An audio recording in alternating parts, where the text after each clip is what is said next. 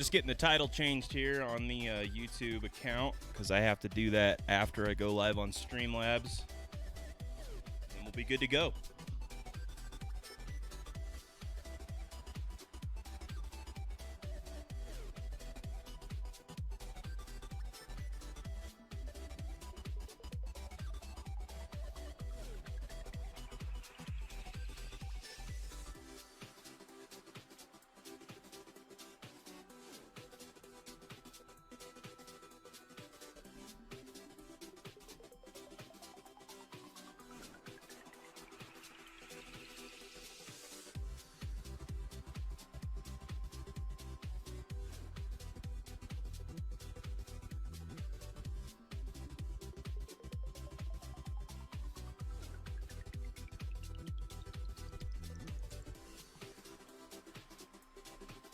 Yeah, I had to go and I have to go and change it manually every time. So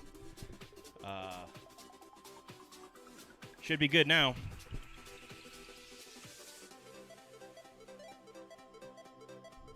Yeah, I don't like being seen on live stream, so I just put the starting soon up and talk. I'm excited today because got a bunch of stuff from Walmart that's thrown on the site. 5 holiday boxes I pulled. El Manuel, that's correct. Having to do things manually really bites, especially in the age of automation. Yeah, Hard R sent me a package. So I'm excited to see what's in this. Once again, I don't remember what I got. If I bought anything, I don't think I did. So I think this is just a nice package, mystery package that he was sending me.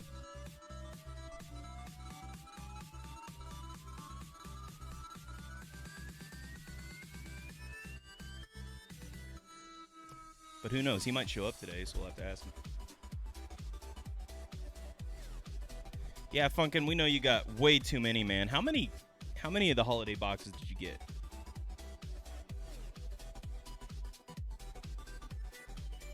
I think I have 5. And I bought 1 earlier, so I've opened 6.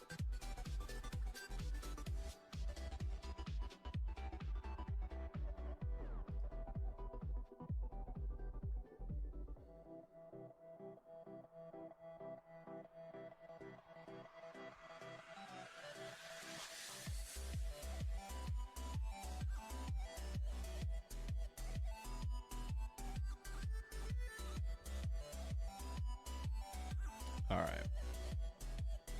The other thing I got for today is obviously my Hidden Fates.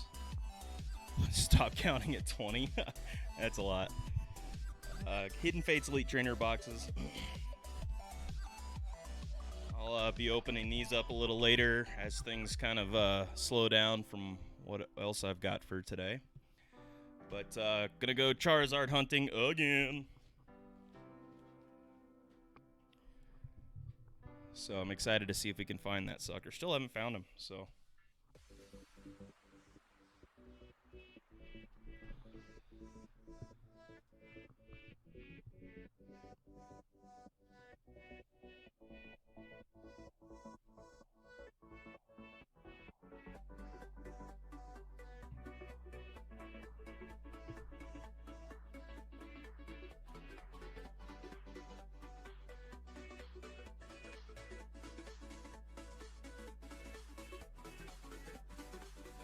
I took the holiday boxes completely off my site or changed them somehow.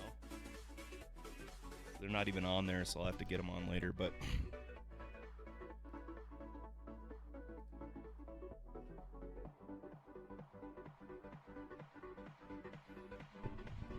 if I open all 4 of the holiday boxes,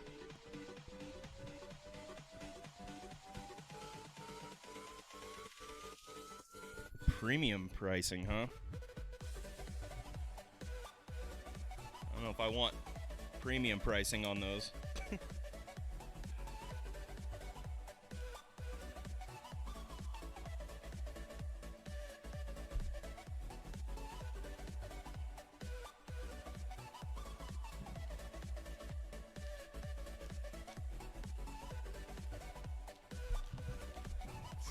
Get into this sucker.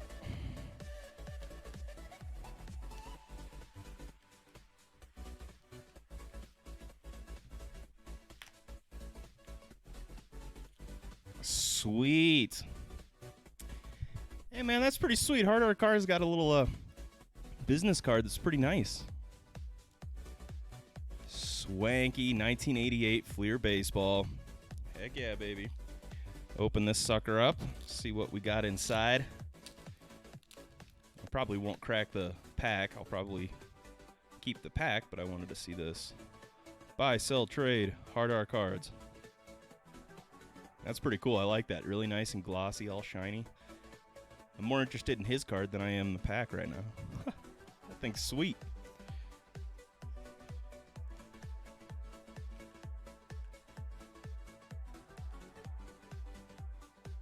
Oh, look at that. Michael Jordan on the back.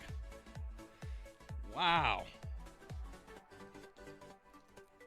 Yeah, it's just a normal business card, but it looks wood, which is kind of cool, and it's all glossy.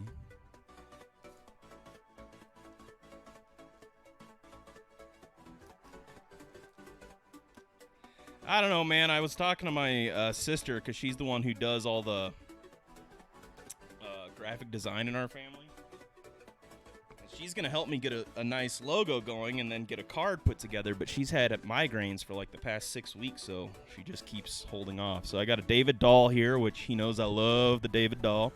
Any Rocky, really. Oh, sweet. And the David doll, what is that, the metallic snow? Sweet. I don't think I had either of these, so I'm pretty stoked about that. Thank you, man. Oh, and a Juan Soto rookie. Dang! Sweet! And we got Bob Gibson here. I've got a Bob Gibson collection that I'm putting together to try and get PSA graded. So that's pretty sweet. Yeah, I'll take any Bob Gibson to my collection. And then it's the 1984 USA Olympic basketball Michael Jordan. Woo! That's pretty cool. I think I only have like 2 or 3 Jordans, so this is awesome to have a Jordan. And pretty much all those Jordans I got just recently. In fact, the only Jordan that I had before the last few months was Jordan Baseball, his first home run in baseball. Super cool.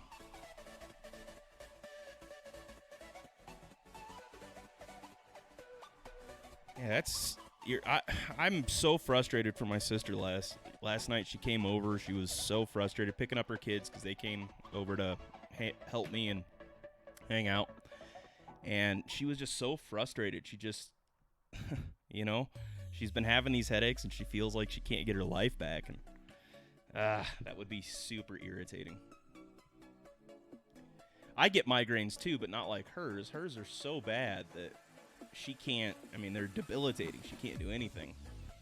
The migraines that I used to get, or that I still get, are aura headaches. So I kind of get like a halo in my vision.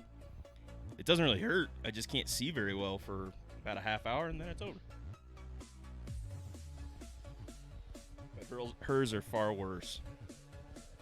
So I'll probably be opening one of these holiday boxes for myself, but I want to throw the other ones on my site right quick. I wanted to show you guys these. I picked these up for clearance, or on clearance at Walmart. 2018 update series. I'm going to go back and check and see if they have any more of these, but the people at my Walmart, man, that collection aisle, how you go in, there's just cards lining that whole aisle, baseball cards, football cards, Pokemon, Yu-Gi-Oh, Magic. It's just like stocked every time I go. Fully stocked. Except Pokemon. Sometimes they'll get rid of Pokemons, but everything else just seems fully stocked. It's absolutely incredible. Patreon giveaways. I've been thinking about doing a Patreon at like 1,000. Is that probably good? Too soon on a Patreon, it probably wouldn't get many supporters. But maybe, I don't know.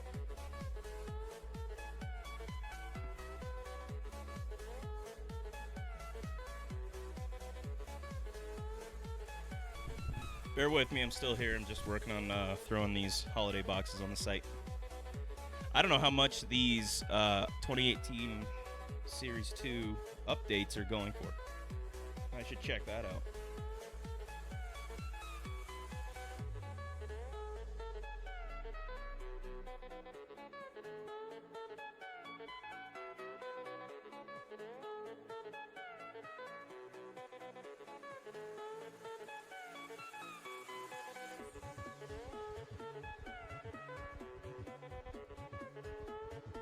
$250, yeah. That's probably smart.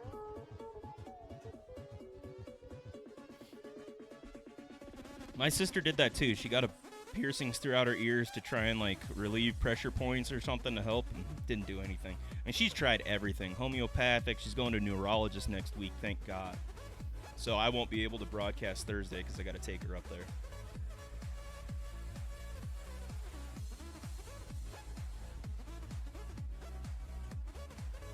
Yeah, I think I've only found 2 there, but I didn't really look terribly hard. I was trying to get the holiday boxes and the rest of that stuff and get out of there. But then I saw those. I was like, I'll grab them. But one of the other issues is I had a dude that was like yelling at me while I was sitting there trying to go through the cards. And I think he was just from like our local Blue Peaks, which is like a mental health facility, and they do like trips to Walmart every once in a while. So he was just sitting there like, but he was just yelling at me like straight up, and everybody knew it was, not a big deal, but it was a little awkward. So I was like, all right, man, I'll stop looking through the cards and just go.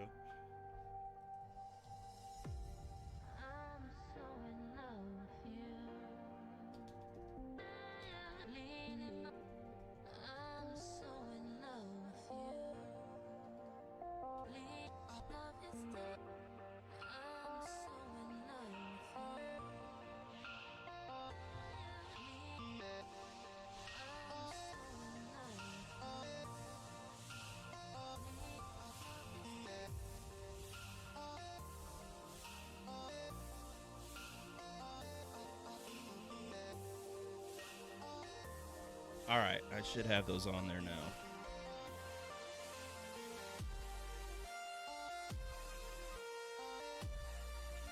I know, Funkin' is awesome. How you doing, Mom? Welcome. Yeah, I'm not sure what those piercings do. I've heard that they can relieve headaches for sure and help with that pressure, but I have not seen that be the case with my sister, so who knows. I just wish that, this was behind her. But okay, so the 2018 holiday boxes are on the site. I have 5 of them. They're 25 a box. And then I've got these packs that I'm not going to be selling. I think I'm going to hold on to these update series, 2018 update series, because I think they're just going to go up in value. So I'm going to buy them and just keep holding them and see what happens. So, all right.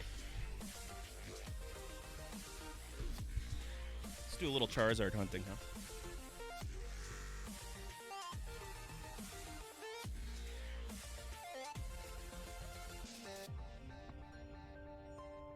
Yeah, I'll hold on to him. So it's funny. I've got my mom and my dad. We go to church last week. I think I have to reset my webcam here.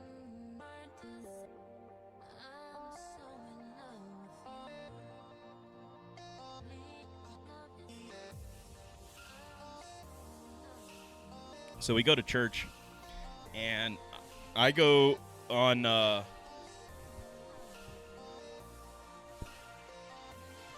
in the mornings. I will go over to our church and cook breakfast for people.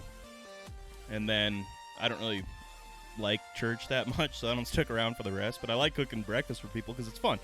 And they all come and hang out. Well, my parents show up the other day. How's it going, Arana boys? They come into church, and they're one's like pushing a walker, and the other's got a cane, or I guess he's got crutches. The other's got a cane coming in, and I was like, oh my goodness, my parents are getting old. My sister's got headaches, so they're all just ailing. It was pretty hilarious. So now my mom's got physical therapy. My dad's got other issues that I think his knee is hurting him, so he's gonna have, or has been doing physical therapy. But I guess that's what it's like getting old, huh? Yeah. It's a good thing I live close. Be able to help you guys through your old age. So, my dad's business his whole life was managing assisted living centers. It's the same business that I got into. And he, he now that he's old enough to need an assisted living, he won't ever go into one.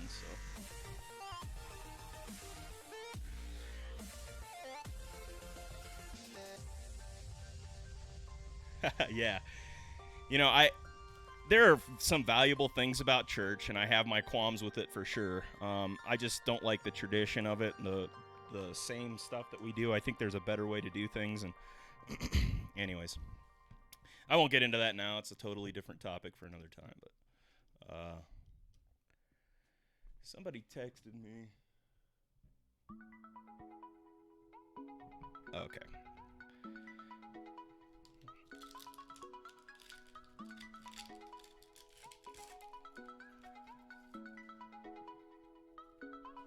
Code cards.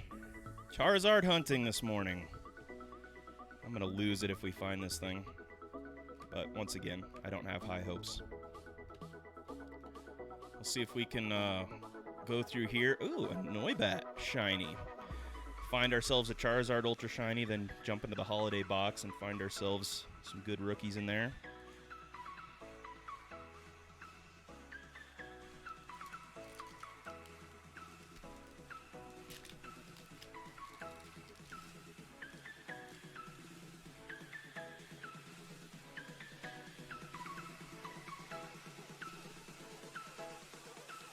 So I decided, because I think church is super boring, that I was going to go and make breakfast in the morning so I could still be a part of it, but not participate in the traditional stuff that I don't like. So, ooh, there's a Mew Reverse Holo, which I do not have. Cool. That's a good card.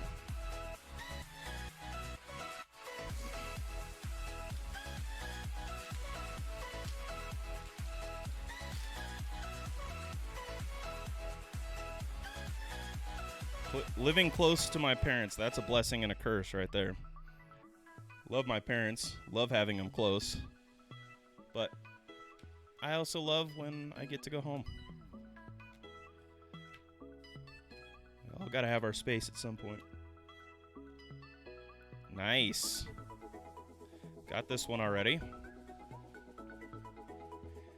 Starting to get the Jolteons more and more.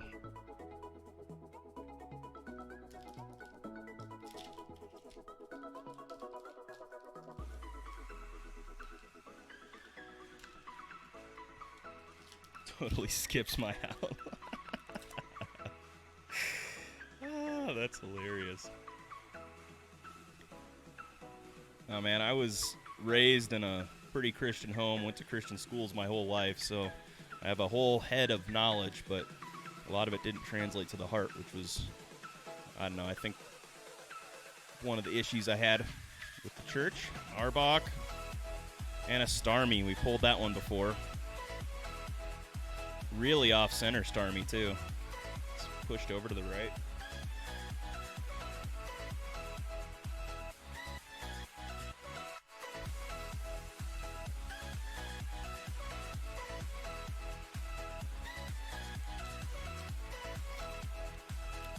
That's alright, it's a GX, so we're still looking for the Ultra Shiny out of the box.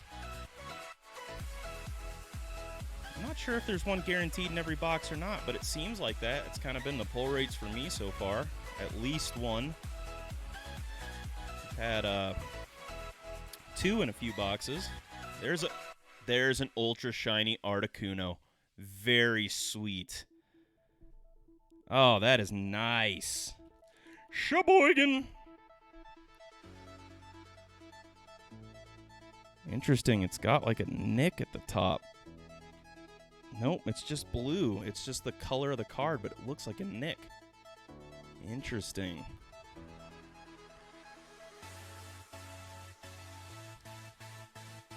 Sheboygan.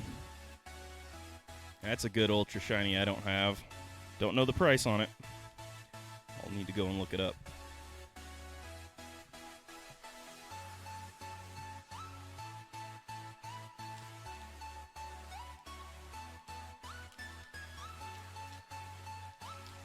They said no thanks and ran. I would too, Funkin', to be fair. No way I'm approaching that situation. But that's kind of the best way to answer the door on Jehovah's Witness or the Mormons. Pantsless or shirtless. See what they do. Oranguru shiny. Very nice. Do not have this card yet. Sweet. We are starting to fill that shiny vault.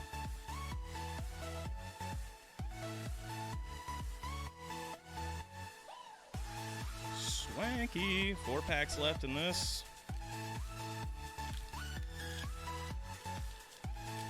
Check out elkanonbreaks.com or llunchbreaks.com if you want to get into any of our breaks on here. I do have holiday boxes, brand new, that are on the site. Obviously not brand new, from 2018. But I just bought them from the store. So you can get those on the site, personal breaks there. Another dud box, or dud pack right there.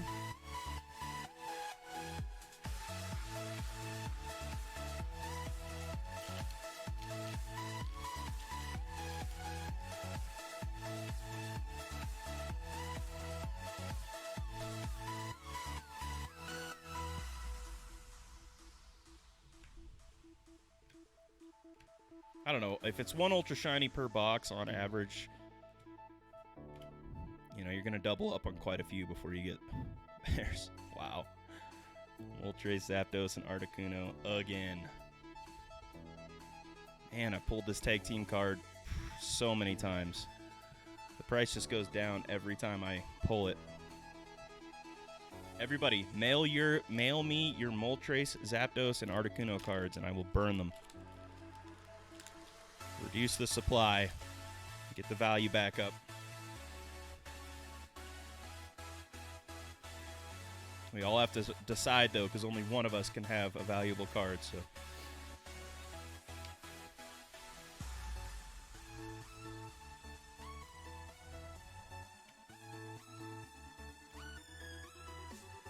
All right, we're down to the last pack. Come on, Charizard, you in here?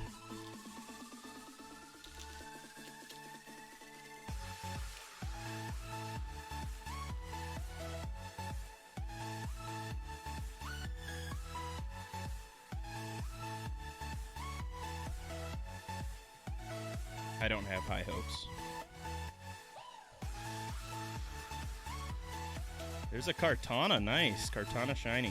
I do have that one already, but I'll always take doubles. And actually, I think Kartana's worth a little bit. So I wonder what that Articuno's worth. That's basically the value card from this.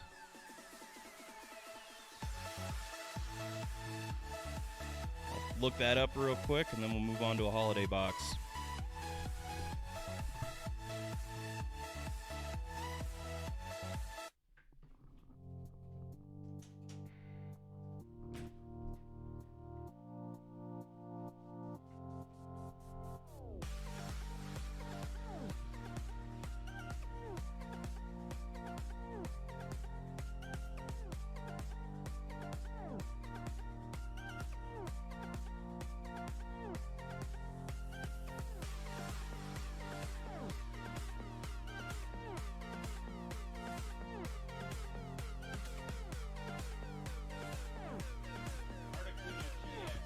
Out to $12, so not great.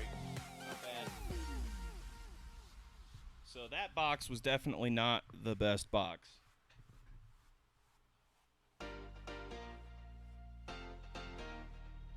Which is okay. We still have another box to go today, but I want to get into a holiday box of baseball. I do have these on my site.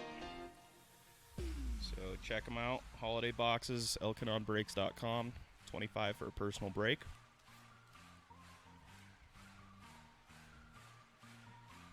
If you guys want to split them, let me know, because why we do collecting. Why I do this channel is because I want to collect, and I want you guys to collect, but I don't want to have to spend all the money on all the boxes, especially on all the teams that I don't want. So being able to share the love and buying into my own breaks is something that I plan on doing a lot of. People say it's not fair, but hey, it's completely fair to me. I mean, I don't have any clue. Everything's sealed, and it's all opened on camera, so I got no problem with it. And all I want, generally, is the Rockies, so people generally don't complain. But this box, we'll see if I can get an autograph. I have not seen an autograph out of Topps yet, I don't think. Did somebody pull an autograph the other day out of Topps? I don't remember if I saw that Topps Holiday.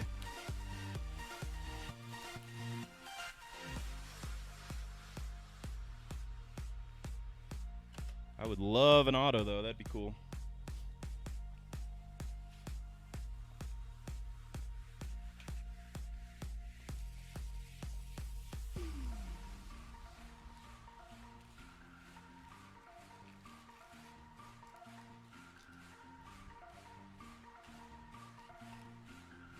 How many packs come in these? 10? 5. Yep, 10 packs. All right, let's see what's in them. What did Urban pull?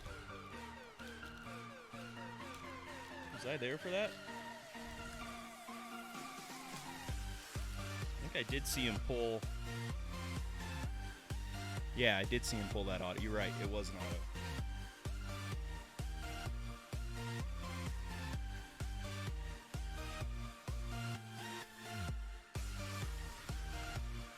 All right, Lewis Brinson, rookie card.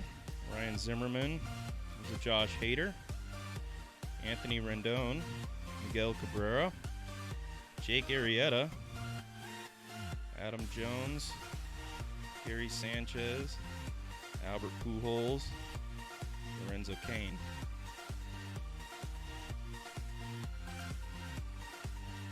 I know Urban has just been pulling. I don't know. He's had hot hands. I should just have him open all of these for me. Be better pulls than I can find in them. James Paxton, Ian Happ, Gregory Polanco, Mookie Betts. There's Ozzie Albies flipped around. There, Ozzie Albies. I can't remember what that's called. Metallic, I believe. Metallic snow.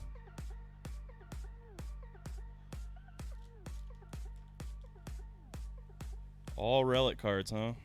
Yeah, I'm sure that these are high on the relics, low on the autos.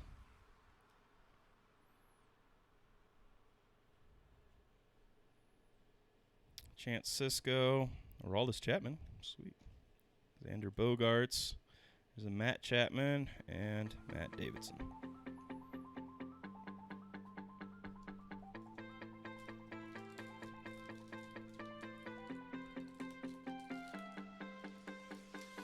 Yeah, that would be nuts. I'd love to get me an Acuna. That's obviously what we're hunting for. Chris Sale, Andujar, Sean Newcomb, Jay Bruce, Corey Dickerson, Old Rocky, Evan Longoria, Lance McCluers, Yadier Molina. McCullers? I don't know how to say it. So you pulled both Acunas? Woo! I remember you pulling one that was valuable, my friend. Which was sweet. Moustakas, Andrus. Wow, Gurriel Jr. The Paul Goldschmidt. Joey Votto. Villanueva.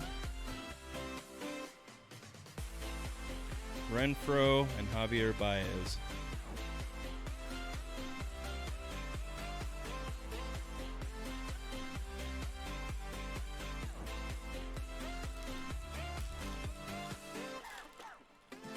I kind of don't expect we're going to pull anything high dollar out of this, but I've seen you guys do it, so I had to try. Scott Kingery. Masahiro Tanaka. He sells well. People like him.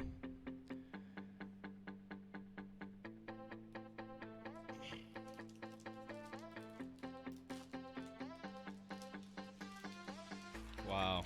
In one pack? I didn't realize that. That's insanity. Rafael Devers. See that rookie patch, you get a little excited. There's Nelson Cruz.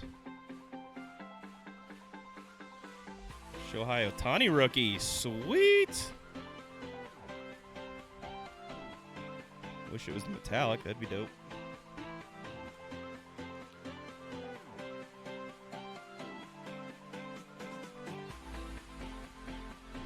Miguel Sano. Jonathan Shoop. Torres. And Manny Machado. Everybody says he's better than Nolan Arenado. It's a lie. A bold-faced lie. Show me a better third baseman than Nolan Arenado. I doubt you can do it. Austin Hayes, that's a rookie. There's a Corey Seager. Patch card, of course. Because this is holiday box. We don't care about auto.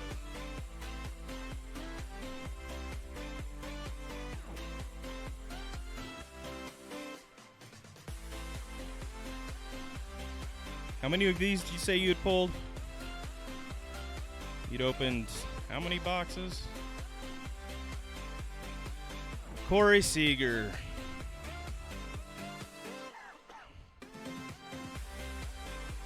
Aaron Judge. Yu Darvish. J.P. Crawford. Nick Kingham.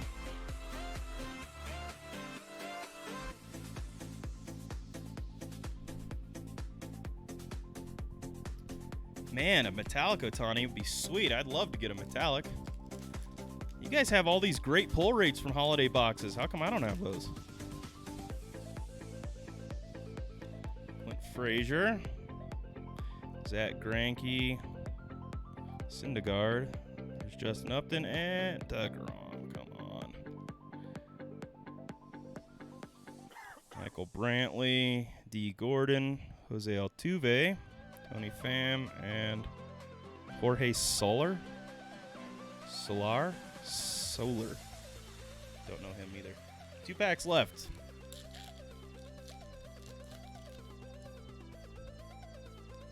Gotta have a chance here. Here's Joe Mauer. Trevor Story. That'll go in my PC. Felix Hernandez. Justin Verlander. Carlos Martinez. Adrian Beltre. Now, there may not be a more entertaining third baseman than Adrian Beltre, but certainly not better. Oh, no, I just dropped my Walker Buehler. That's all right. Not too worried about it. It's Walker Buehler. Christian Yelich. All right, last pack. How's it going, JDLS? JDL's cards? How do you say it?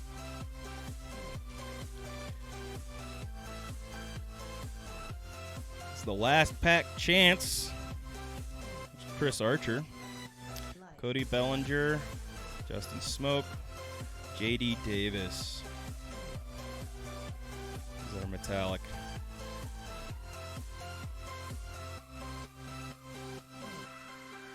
Andrew McCutchen, Suarez, Eric Hosmer, Benintendi.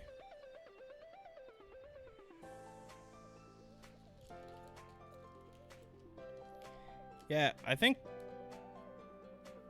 I don't know, I open more than I sell for sure. Right now, at least. I'm just not selling nearly as many. Nick Kingham, Hayes, Devers, Kingery, Villanueva, Lourdes, Gurriel. How's it going, Lloyd? Nix, welcome, guys. Once again, head over to elkanonbreaks.com for the latest breaks. Just opened a holiday box here. Trying to get ourselves some Acuñas. Did not get what I was looking for, but that's all right. I did pull a show high rookie, which I'm happy about. I'll take any show high rookie I can. The rest of these are going to go into the holiday box collection binder. Yeah, we got the lunch crew coming in now. Here's DeGrom metallic.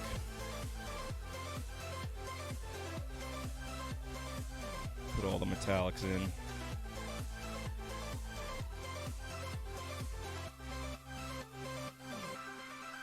It's kind of interesting because it looks like they've got print marks on it, but it isn't. It's just a very interesting way to print it. It's just the coloring, but it looks like a print mark.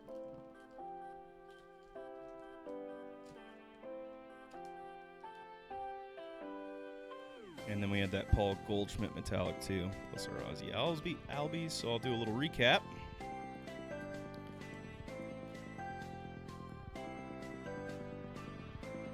For my PC, we have Trevor Story, Colorado Rockies. Then for our metallics, Jacob deGrom, Shohei Ohtani rookie. Actually, sorry, that's not a metallic. Jacob deGrom, J.D. Davis, Ozzy Albies, Paul Goldschmidt, and Nelson Cruz. Then we have our Shohei Ohtani base and the Corey Seager patch.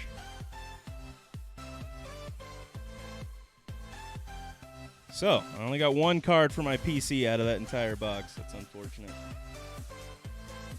That's okay, though. I'll take Trevor Story any day of the week. That can go with the cards that I got from Hard R today. Thank you, Hard R Cards. Sent me a couple of David Dahls from the holiday box, and it looks like one of them is metallic, which is sweet. Thank you so much, Hard R. That is awesome. Two versions of it right there. So I will add all of these to my PC and go from there. Probably no grading on them because they're really not worth it, but did get a bunch of stuff added to my grade PSA submission yesterday. So I'm starting to get close enough that I almost have enough for an autograph submission, which would be cool. An autograph submission I haven't done before, and I think it's going to cost me a little bit more than a normal submission would. But they verify the autograph.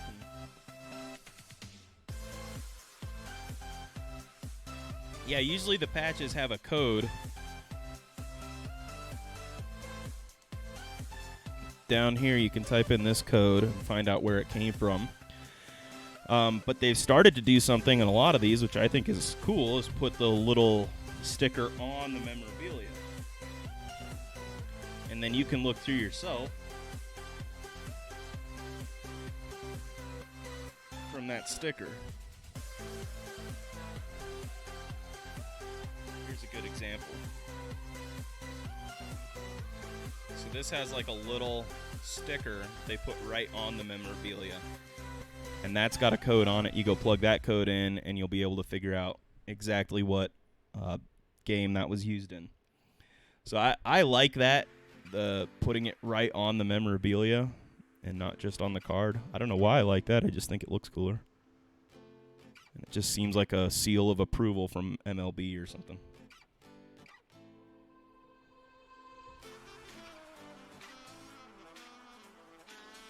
But I do like how they're doing those. All right, we've got one more box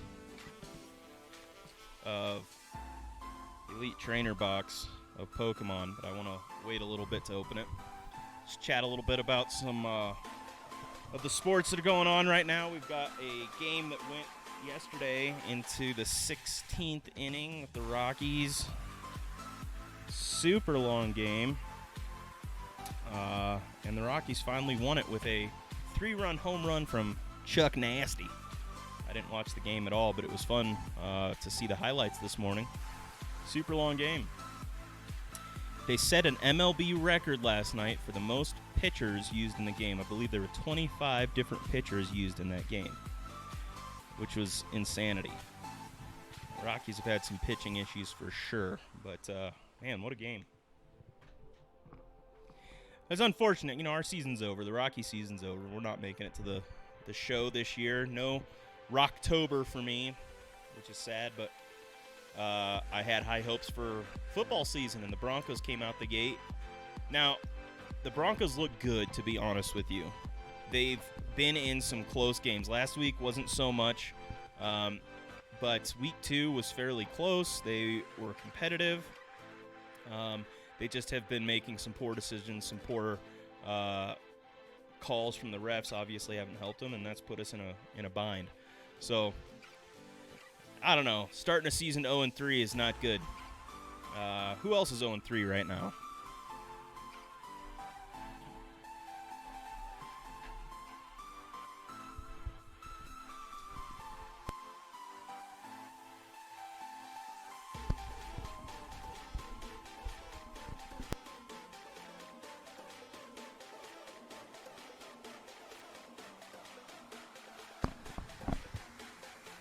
Yeah, the Raiders definitely went south pretty quickly. Yeah, the Eagles, unfortunate. And the biggest problem, how quickly things can turn around for a season. So even though it's bad now, Rockies completely out of it. Here come the Broncos, are 0-3. It just seems hopeless, and you're like, all right, give up, wait for basketball or hockey season, will go from there. But it's any given Sunday in the NFL. It's true. There are only 16 games, so you could have one game turn you around, and you'll be on fire. We'll see what happens. I mean, this year there's some decent teams in the league, but I don't see anybody standing out as shockingly good.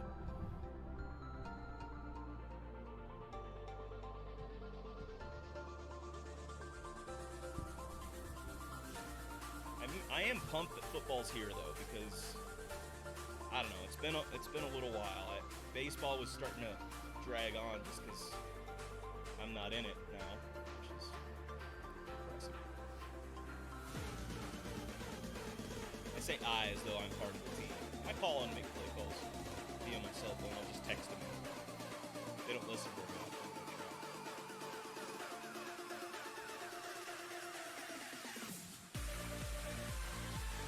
Okay, so we got in the AFC East division, Buffalo Bills and New England Patriots both at 3-0. Miami is going to go 0-16 this year, I'm pretty sure. They're terrible. And then Kansas City is undefeated in the AFC West. So, Patrick Mahomes, guy's legit. Green Bay is also 3-0, and so is Dallas. Green Bay's a weaker 3-0, I believe. Then we have Los Angeles Rams and the 49ers at 3-0. So there's quite a few 3-0 teams. That's surprising. Brady going to win it again. Look, I wouldn't be surprised. It's not crazy to say Brady's going to win it again, obviously. But I think we're all sick of it. We're all over it. Yeah, move on. If Brady is... Yeah, I don't know how the Bills are undefeated, but if Brady is going to be 40, how old is he? 41 or 2, and he's got a hot Brazilian wife, and he's still and he looks better now than when he first came into the league, and the dude's still just accurate, an amazing play caller, knows the field, 42. Oh. He's the type of guy, he's the type of quarterback that you hate unless he's on your team.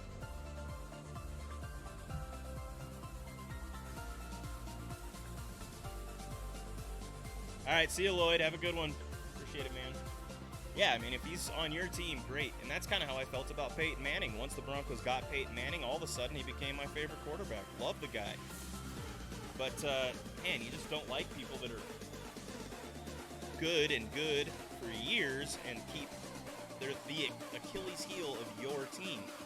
The Broncos would get knocked out of the playoffs all the time from the Patriots. Still do. And that division, or that AFC is strong with New England in it. Very strong.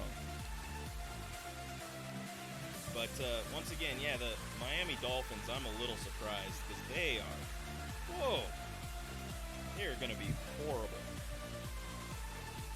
Injuries have kind of decimated them too. As well as, was it New York? It's decimated by injury. Struggling big time. Cheating cats. Yeah, they are cheaters in summer. Look, I don't think they're cheaters direct. I think they're trying to get around the system as much as possible and get away with what they can get away with. I mean, I wouldn't call that cheating. I just don't respect it, and I think it's scummy.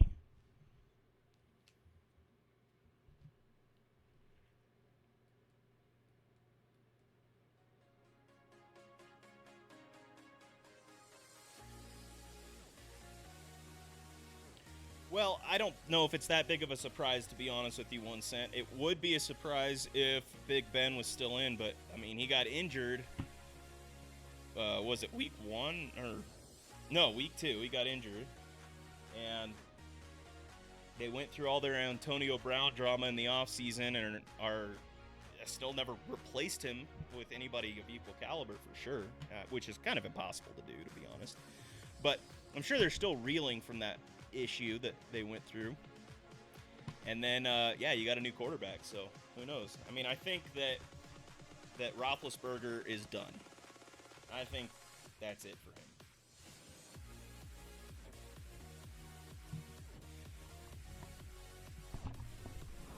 him.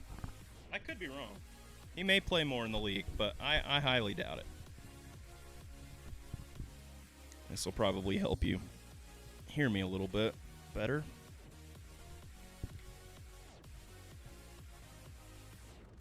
Yeah, it could be a very, very long season. You know, if you can't... We're having similar quarterback issues in Denver. I mean, obviously Joe Flacco knows what he's doing and is a seasoned quarterback, but I got to be honest with you, the guy just did not look sharp in any of his outings so far. So, very subpar, and I don't like that at all. I wasn't a huge fan of their choice to bring him on in the first place, but we didn't have many options. I mean, the league is quarterback dry right now. The good quarterbacks are getting older. They're not leaving the teams that they're on. Eli just got benched, so this is an interesting question. What do you think is going to happen with Eli? Speaking of Eli, I think I told you guys. I know I have. I don't know why I keep saying I think. But I got that Daniel Jones auto from Spectre the other day, numbered to 15, patch auto. That was pretty sweet.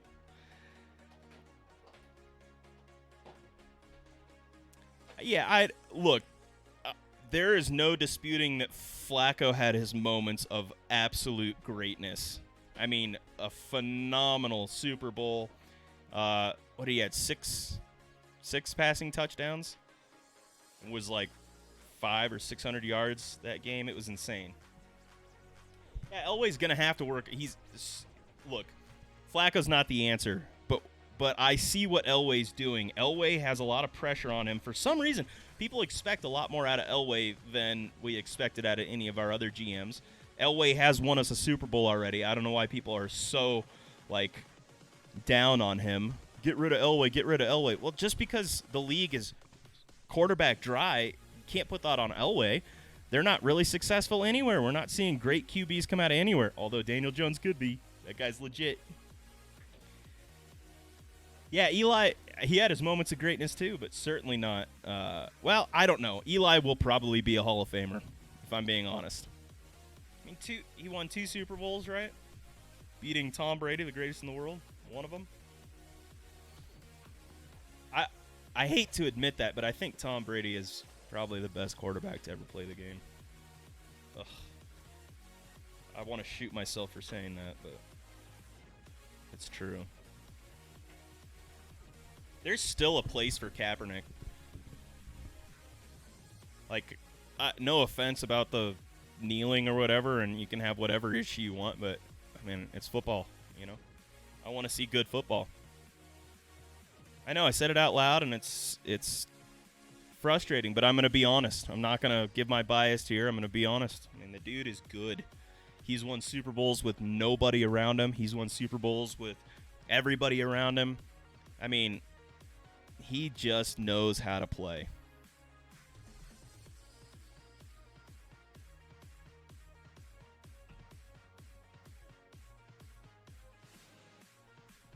Yeah, I think he gets in for sure. I mean, that beating. So my brother-in-law is a Giants fan slash Patriots fan, which to me is a slap in the face. You pick one team. You get one. So when they were in the Super Bowl together, I asked him, who do you want to win? And he said, it doesn't matter to me. That doesn't fly with me. What do you mean it doesn't matter to you? You have to pick. You get one team, all right? You can't have a backup team or some, just in case type situation, or else you're not a real diehard fan.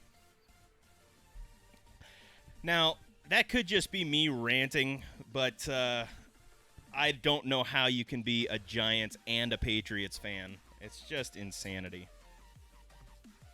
I know, it's not allowed at all. I mean, look, I think he was raised in New Jersey. His parents are from Maine, so he's kind of a New England. He's got, like, that coast kind of ingrained into him.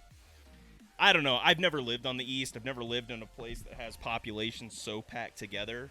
I mean, I did live out in the South for a little while, and it is like that. The cities are much closer than here in Colorado. But, look, here in Colorado, it is Broncos fans for, like, 400 miles in every radius around me.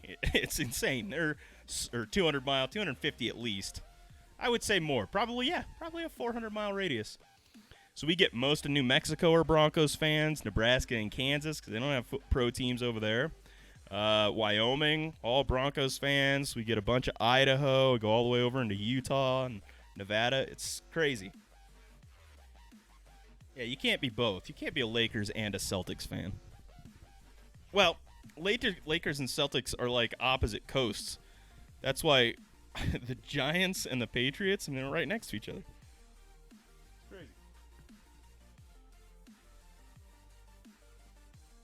So this is the one thing I do understand is when people have like a family tie that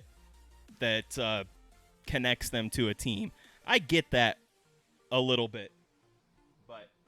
You gotta, yeah. When the coin is flipped, you gotta. The cards are on the table. Who's your team?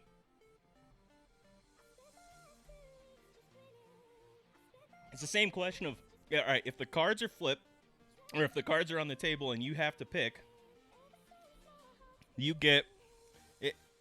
It's like a gun to your head type situation.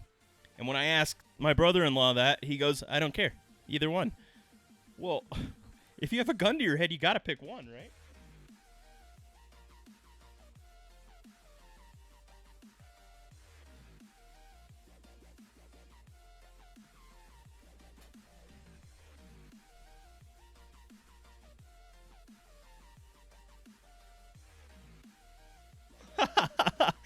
So, Priman, it sounds a little bit like the Civil War fighting.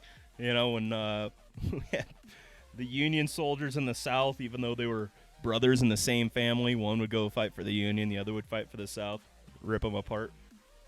And now football has become our Civil War. Yeah, it's true. The Civil War was nuts. If you think about, like, how many families fought against each other, like how close and divisive of an issue it was. I mean, that to me is pretty astonishing. I don't think there's anything that my family, like anybody in my immediate family, believes so vehemently that I disagree with that I'd be willing to shoot them over. That's insane.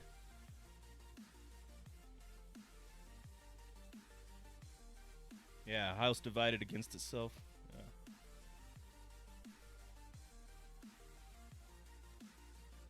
Yeah, I mean, it's just true. Like, that at the end of the day, that's what they were doing. They were shooting at each other, It's brutal. USC and Notre Dame love them both, said no one ever. Yeah, that's for sure. You chose the wrong team. Hey, Truth, how's it going? Doing great, my friend. Hope you're doing well, too.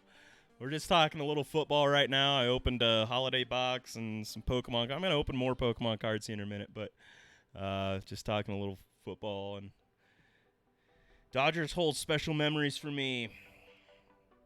So my parents, this is why I understand how people can have separate teams. My parents were raised in California, both of them, and they were raised as Dodger fans and Rams fans.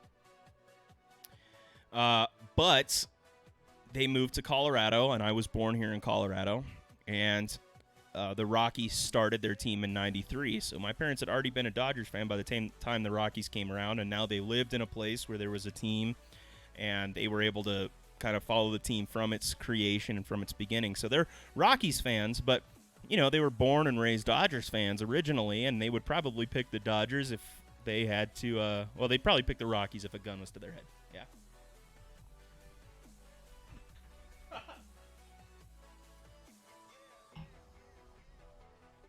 Oh, man. You have, Truth has visions of that Griffey card running at him like the deck of cards in Alice in Wonderland. Creepy scene where the Queen of Hearts is chasing everyone around. Remember that?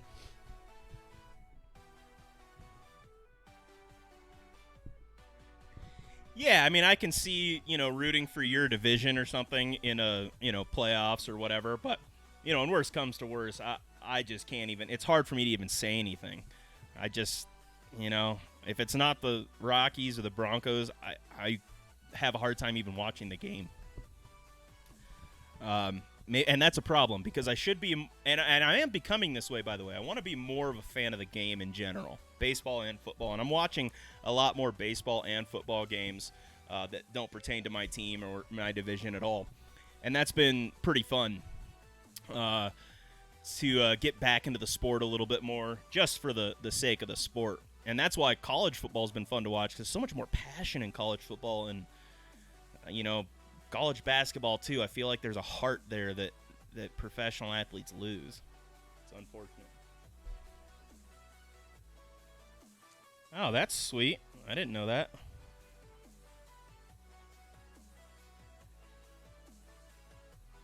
Yeah. My dad was a pilot in high school and flew Cessnas. So my sister, she also became a pilot and learned how to fly Cessnas. And so he bought a little Cessna plane with a couple other guys here in the valley, and then he would fly around for business all the time. But he had let it lapse, so it was like 20 years from the time they got married to the time that he got it again.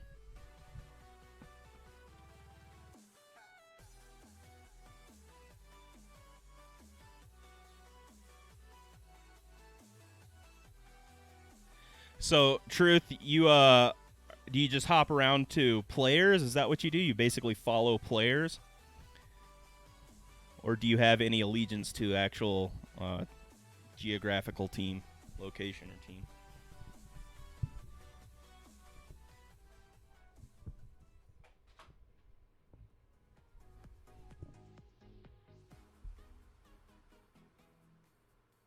Just Justice. All right. Yeah, Justice is the man. I think I have one big card of him, if you remember these cards.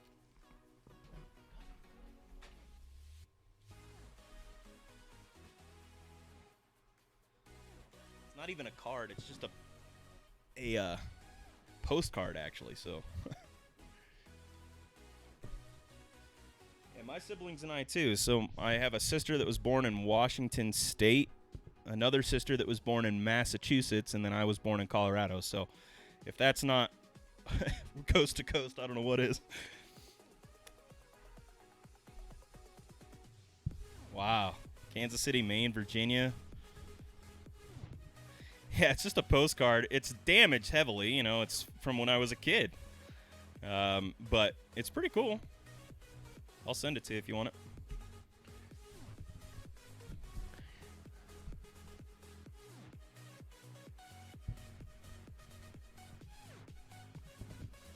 loving English football? Are you referring to soccer, or are you referring to what's that other sport with the? Can't remember.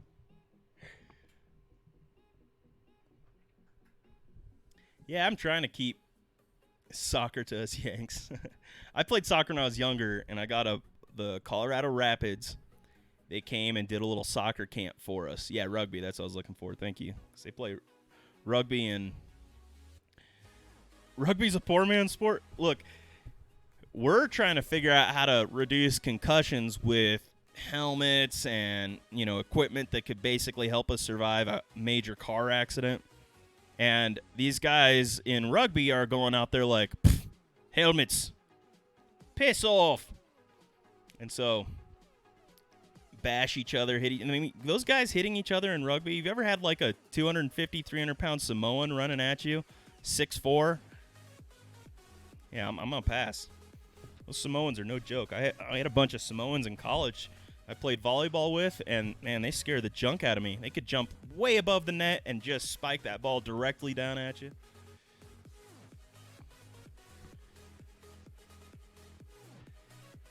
Yeah, when they came and did the soccer camp, the Colorado Rapids, they brought all of these pictures of themselves and signed them all. I probably have them. Let me check real quick.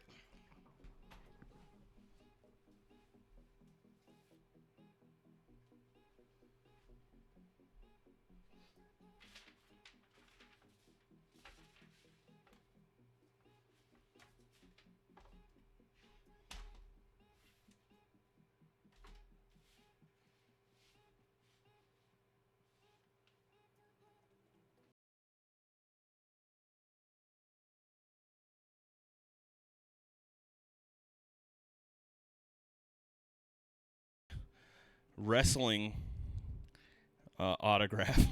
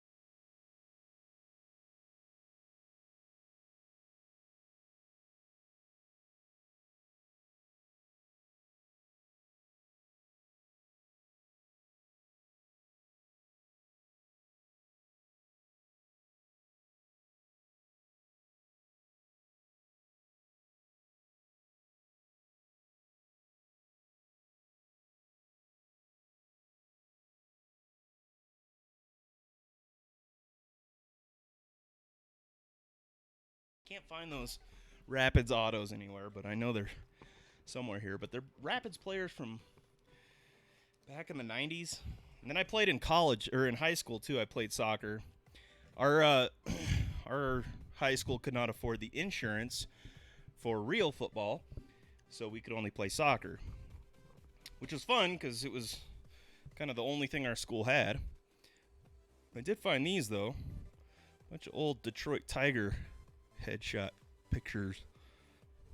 Kind of cool. Not in good shape at all. I've had these a long time, though.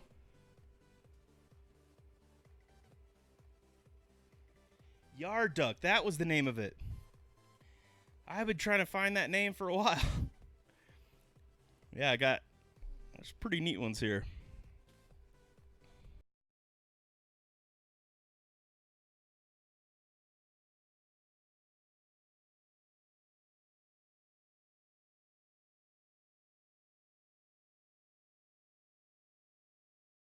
I'll look into the Yard Duck.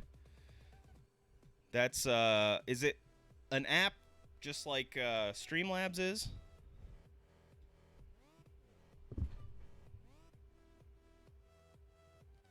Oh, did you really? Yeah, I don't know where I got these. I think my dad got them for me somewhere, and I was pretty young, but I don't know why he got me a Detroit a bunch of Detroit guys because we're not fans of Detroit at all. Website like Restream, okay.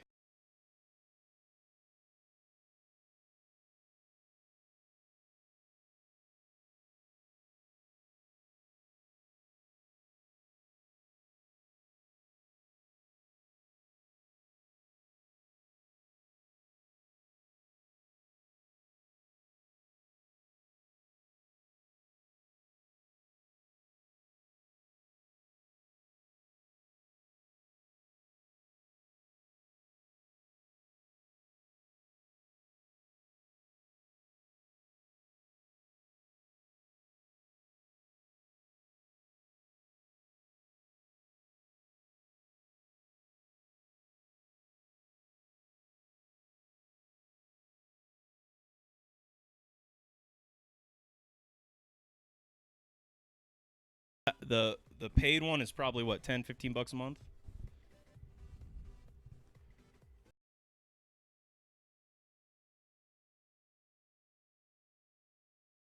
Yeah, you can get me 2 FF cards. We're in. $240 a year for the first tier. It's not bad. It's 20 bucks a month.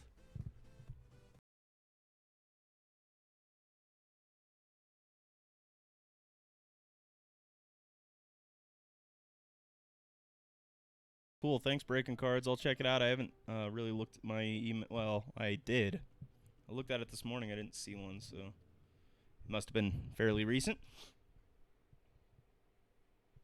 Yeah, I don't have any FF cards. I've never pulled one. And I thought I might find one in my childhood box, and I certainly didn't because I didn't have any of those sets. The 89 Griffey rookie from Bowman.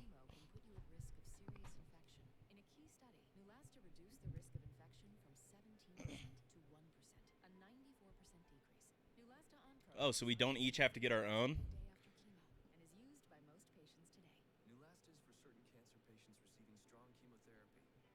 Interesting. So we could all just share? That's weird.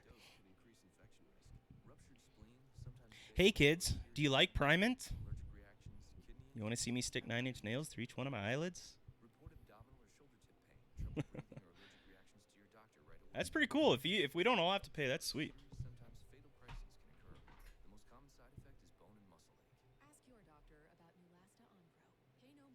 Yeah, that's not bad at all. I'm gonna look into that. StreamYards, people.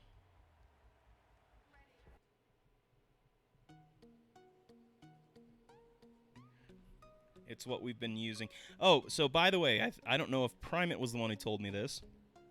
So I went into the YouTube analytics and started kind of messing around there to see what it could do, what it tracks, stuff like that beyond Streamlabs. And I kept getting these copyright infringements, copyright violation on a bunch of videos. I was like, what the heck? I'm using non-copyright music. It shouldn't be an issue. Well, it tells you exactly which song, which I did not know. It tells you exactly which song is being infringed as far as copyright goes. And it was the very first song in the no copyright playlist. So what I'm thinking is happening is that these no copyright playlists start out no copyright, and then the writer of it, or whoever the producer of that song is, sees it on a no copyright list and tries to get that thing copyrighted right away, and boom, boom, boom, just starts racking up the fines. That's my guess. I could be wrong.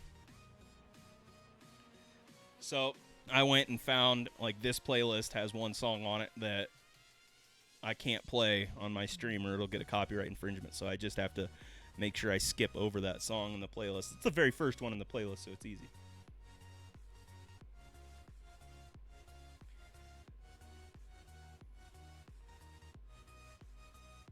No StreamYard branding in your streams. Unlimited broadcast, custom logo, custom overlays, backgrounds, connect to Restream.io. Yeah, that's worth it. I could get into that. I still don't understand really. So, all right, do you want us just to PayPal you and you get it, or we're all gonna have to get our own account? I guess we'd all have to get our own account, but But I think we've got some great ideas for streams, because being able to stream a Streamlabs tutorial, which is something I've wanted to do for a while. Getting a YouTube setup that's going to work for you if you want to do card breaks or whatever your channel is. And just go through a few of those things. Are you serious? Napster was so long ago. You know what's interesting is the industry had to change. I mean, there was no way that the industry could just keep going the way that it was, because, yeah, their music was getting stolen left and right, and that's going to continue to happen. So they had to figure out better ways, and that's what happens in the free market. So they'll figure out how to make money if people are stealing it. So now people are like, well, instead of stealing the music, it's easier for me just to pay $8 a month to have a streaming service from Amazon that has all the songs. And Amazon deals with all of that, and you're paying your fee. Yeah, blast from the pastor. Napster. That didn't work out.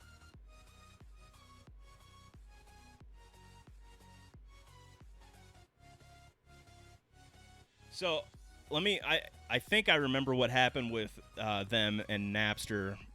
I believe they had basically said they were boycotting music or something because of what Napster had done. Is that what had happened? I know South Park did an episode where they were making fun of it.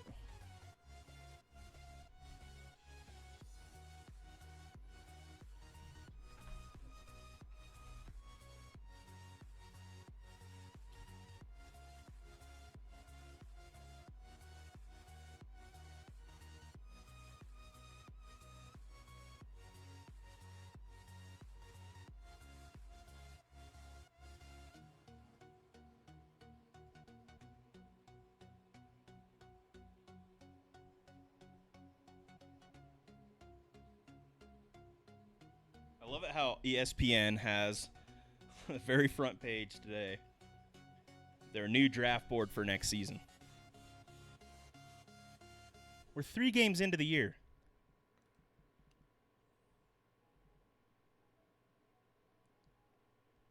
Yeah, they sued Napster. Okay. Yeah, the South Park episode was hilarious. Because, so this episode, Cartman had bet Kyle that he could sell, or he could get a record to go platinum before Kyle could. So Cartman figured out the best way to sell music was just to take Christian songs and change the lyrics so that they were more mainstream. So Cartman goes huge. The other boys end up getting into a boycott with all the other famous artists. Yeah, Faith plus one. That's exactly right. So Cartman goes double myrrh in the Christian recording industry, finds out that they actually can't go platinum. You can't get a gold record, you can't get a platinum record, you can only go, well, you can get gold, sorry. You can go gold, frankincense, or myrrh in the Christian recording albums. And see, he only went double myrrh, and he didn't win the bet, because the bet was that he could go platinum. It was hilarious. Faith plus one. Had Token there, trying to take pictures on the beach.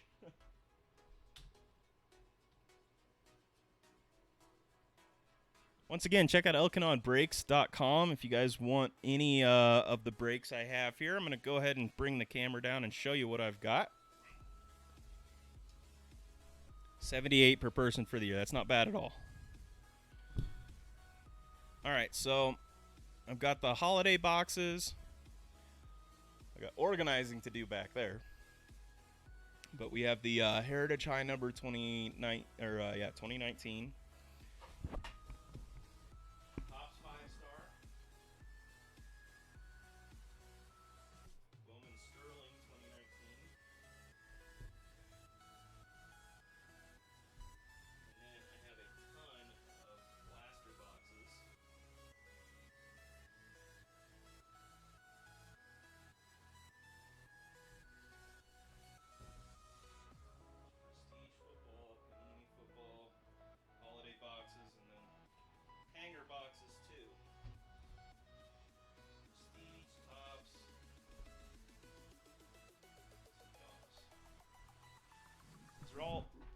all on my website if you couldn't hear any of that.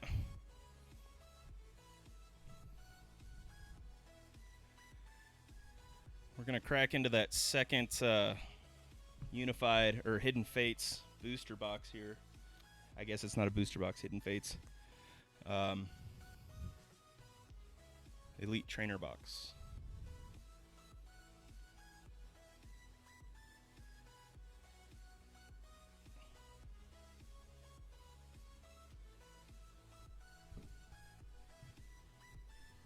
Yeah, I'm definitely in, man. Definitely. So. Now, how do we sync up?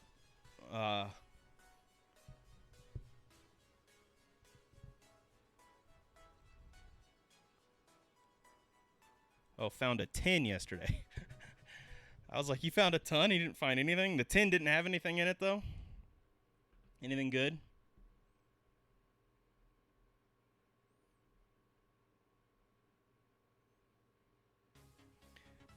What, did some kid bid on your site and then leave you hanging out to dry? That's irritating. Oh, I think I heard about this. Is this the one? Oh, man. Like, spent $600 on somebody's site and then never paid? That one was gnarly. 89 bucks. Yeah, that's not as bad, but still. That's to get hosed on 89 bucks in an auction. Last night that happened? Oh, brother. That's why, I don't know, you got to have good mods, but every once in a while you just don't know, you know? Somebody just pops in you've never seen before and trying to trust them. Give them the benefit of the doubt. Oh, I'm a little nervous, but here we go. Box number 2.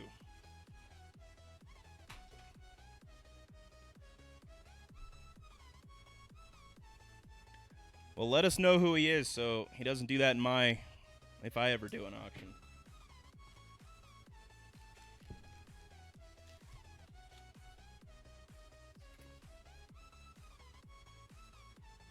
Thank you, guys.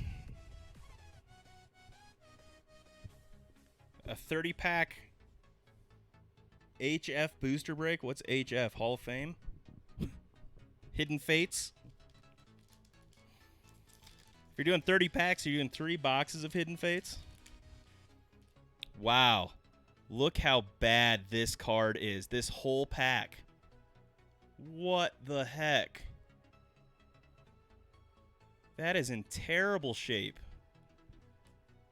If all my cards are like that, I'm going to be ticked.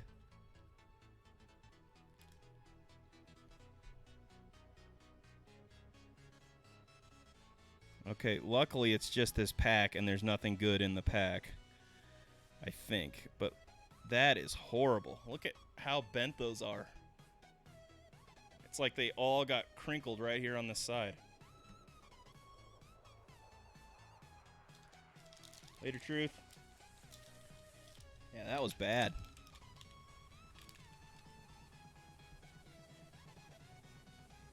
Those look much better. A little bow to them, but that's definitely not the crinkle we were having earlier. Oh, can you imagine if there was a Charizard in that pack? I would have been livid. Even these are a little bent in the center. Oh, man. And then this card didn't even get cut correctly. This is horrible. This is like the worst box I have ever opened. It's like a straight edge.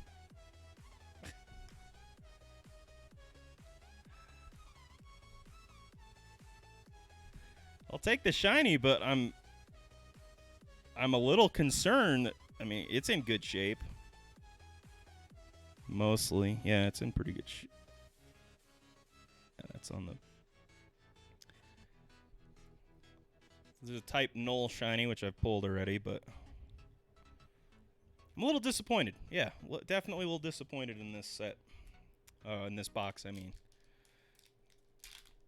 Cards are not in the greatest shape.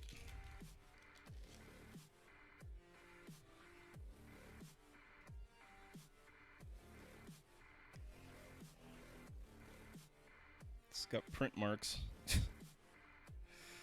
If that's the good card, that.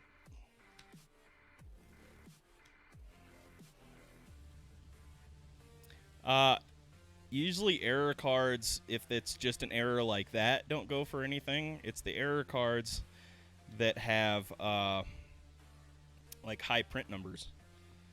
Like usually if it's just like the machine messing up, those don't go for as much. Unless it looks cool.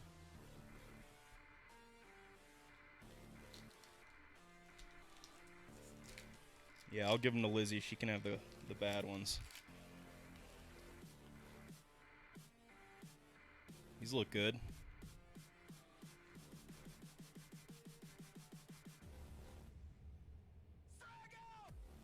Except there's another card in here that's not cut. This is crazy. Kangaskhan not cut again.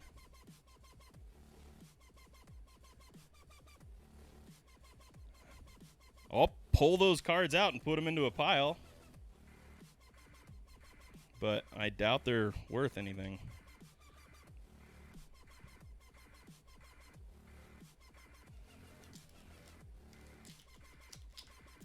It seems like, so this is just my guess, but the did that not have a code card? Oh, it did.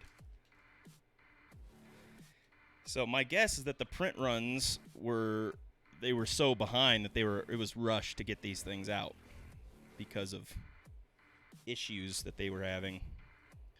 Short supply. These ones look like they're in decent shape, this pack. Which is good, because I did see a shiny in here. Something shiny in the back. Maybe not a shiny, but... a Gyarados! I don't have this card! Sweet! I've been looking for this guy. Not in very good shape. If you look at it, it's very clean. Like, the surfaces are all nice, but it's definitely off-center. Over to the right. The back looks pretty decent, but it's off-center as well. A little shifted down to the left a little bit. But that's all right. I needed it, and it's not a card that's going for a lot, so I wasn't going to get it graded anyways.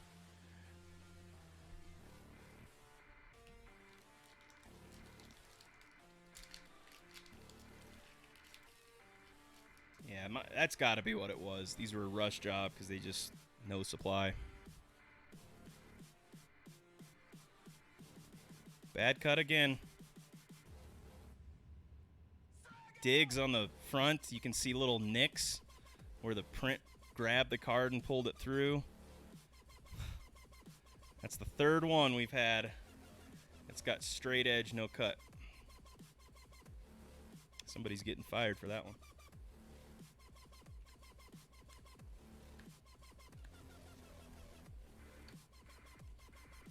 Well, probably not. I don't know.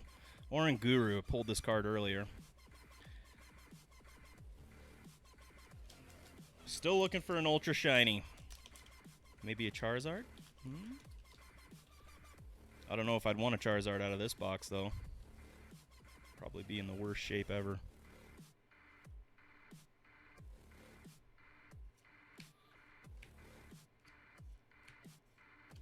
Staryu, Jigglypuff, Ekans, Punchy Rock Dude, Alolan Ninetales, Ultra Shiny. So we did get our Ultra Shiny Alolan Ninetales. I don't believe I have this one. And the centering actually looks pretty decent. Maybe a little low. Shifted down just a little bit. But that is a Sheboygan for sure. Got our Ultra Shiny, baby. Nice card. Didn't have that one yet either.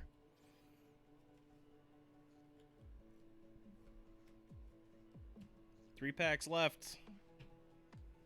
Yeah, it was in good shape. That might be a gradable card.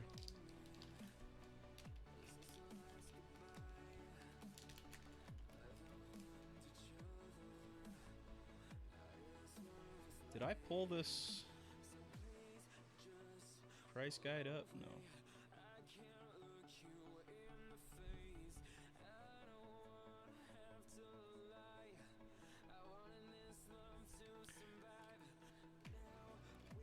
If we pull another ultra shiny out of here, I'll be pretty happy. We did yesterday. I was pretty happy about that. Except it was the exact same one twice.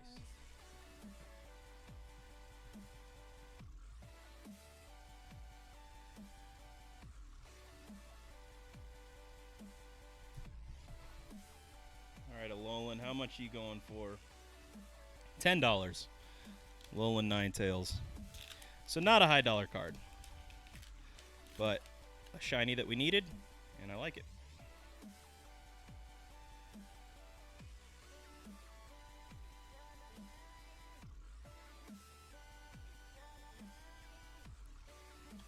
Koga's Trap. Very powerful card, Koga's Trap. I used it a lot when I first started playing the game. Haven't played much in the last few months. But I love that card, Koga's Trap. Okay, last pack magic. If it's not here, we've got more boxes to search. Another day. Wow, some shiny in here. We'll see. Koga's Trap, Clefairy, Eevee, Ekans, Paris, Caterpie, and Pinsir. Man, we have pulled this Pinsir 6 times now, I think. Bootsy.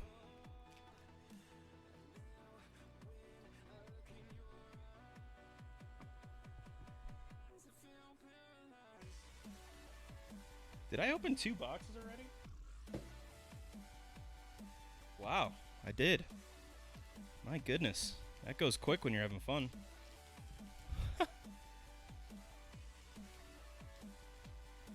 Yeah, the Koga's Trap is a legit card. Powerful. I mean, especially if you're trying to take out like a big GX or something. I think it poisons them right off the bat, and that can just screw everything up. Your opponent's active Pokemon is now confused and poisoned. It's irritating because you gotta like flip a coin to get out of that. So it could take forever. Alright, let's do a little recap. This was by far the worst 2 boxes I've had so far.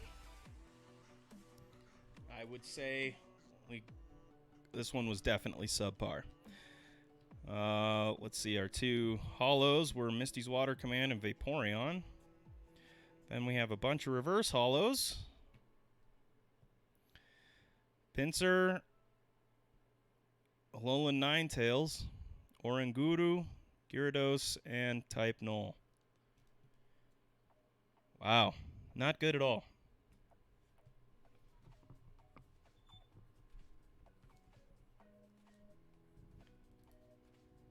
And then here's from the first box. Probably one of our better pulls. Nobat, Kartana, another Oranguru, Starmie, and Articuno.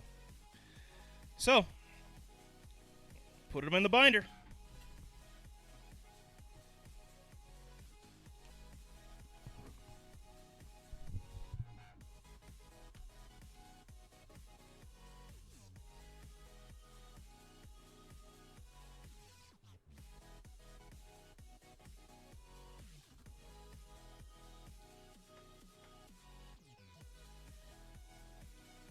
Okay, we got our Gyarados in there now.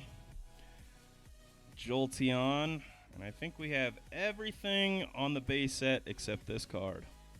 So that card is Jesse and James full art. We're looking for the Jesse and James full art.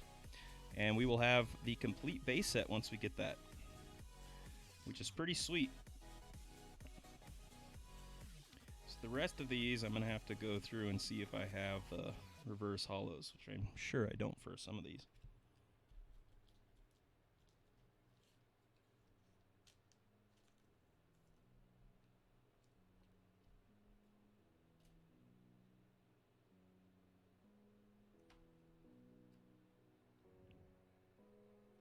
See, there's Mew. Now let's see. I have the reverse already. Okay. That's good.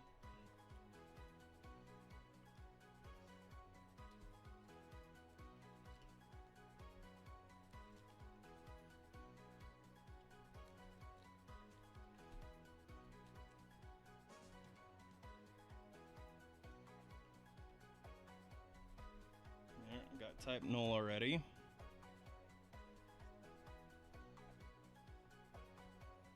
I think I have no bet too. Noibat.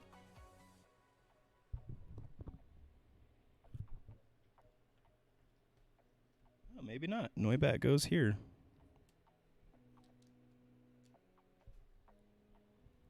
Cool.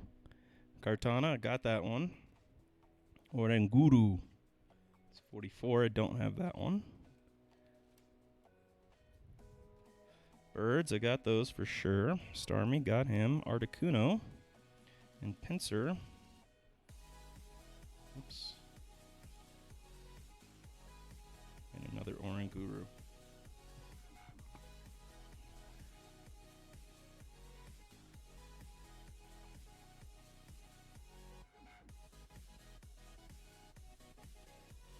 $53 and $54. 48, 49, 50, 51, 52, 53.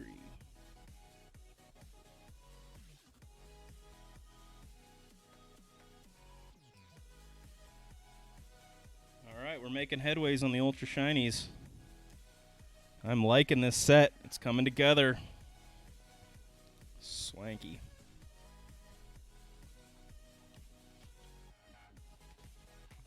Alright, that's it with for Pokemon for today.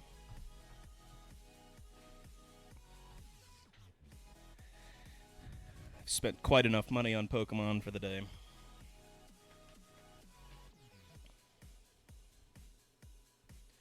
Once again, check out elkinonbreaks.com if you want to check out the latest breaks that we have on the site. Got quite a few things for sale on there.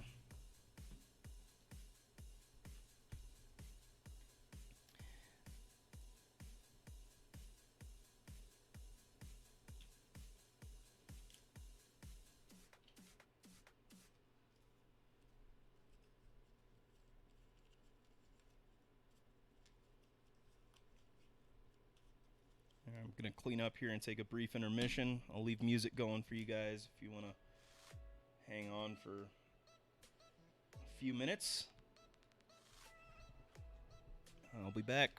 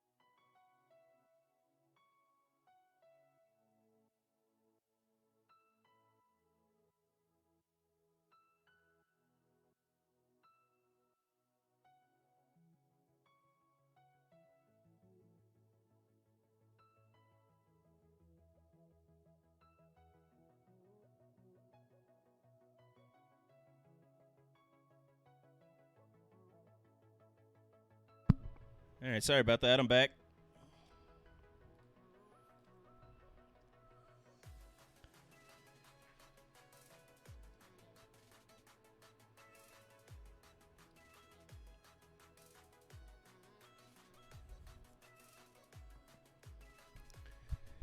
So I did get that package from Hard R Cards today. And I showed what was in that package mostly, but I want to give you guys his business card. If you don't know Hard R, check him out. Hard R Cards.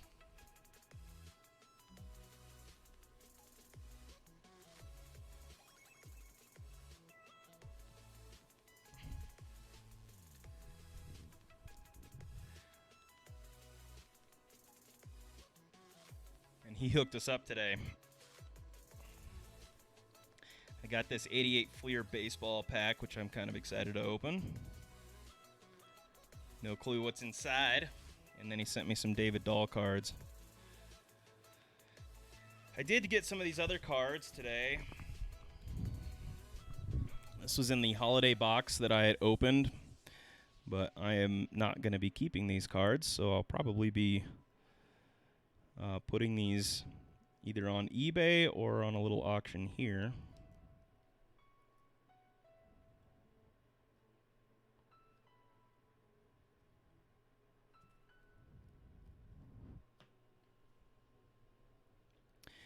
Yeah, so I need to start looking into this Streamlabs. I think I pulled it up. I'm going to see StreamYard.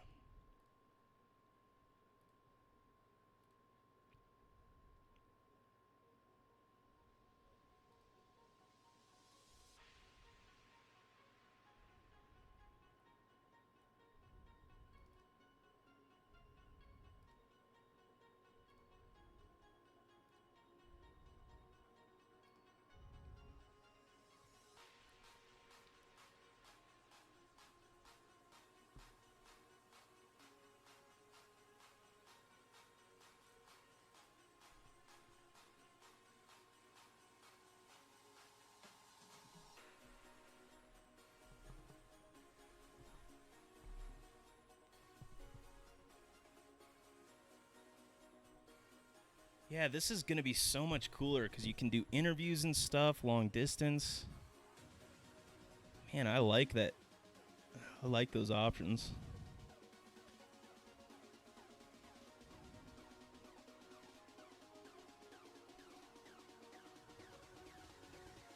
How much for the 2018 update? I actually just bought 2 of those, and I think I'm going to keep them.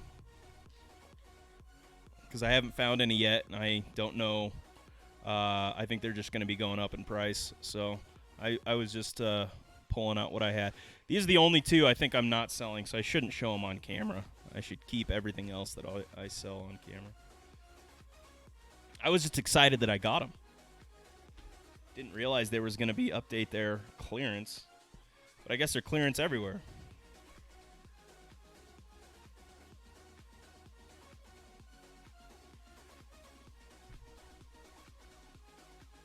Cool, and I have to set up an account for that. So,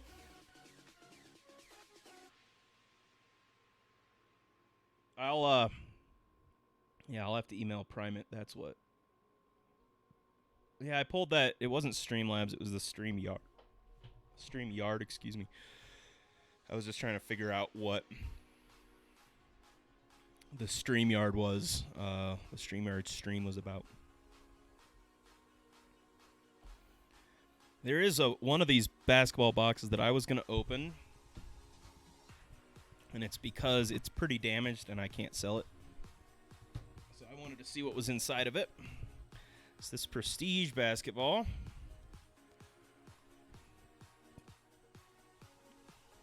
It's pretty badly damaged, but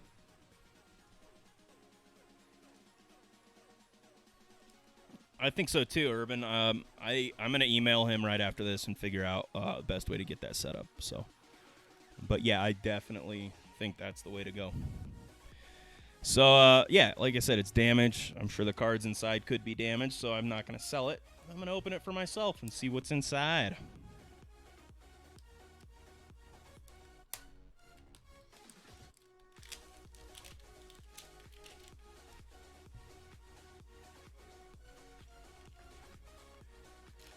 I wonder if he's going to be streaming today.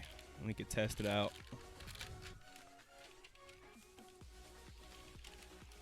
Microtech rookies and orange insert, 60 cards per box. I'm trying to grow this basketball collection of mine, so let's see what you got for me.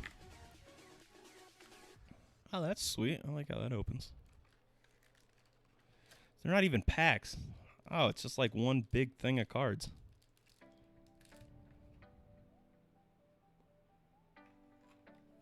Old school signatures.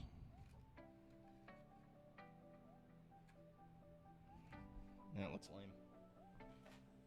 Sometimes I see the marketing materials, the packaging materials, and I think, who is in charge of these marketing departments? They think that's going to sell. Yeah, I don't know basketball at all either, really. But I do need to grow my collection. These hanger boxes must be like third party. No, it says Panini, straight from Panini. Well, that's a little bit better. Lonzo Ball, rookie class.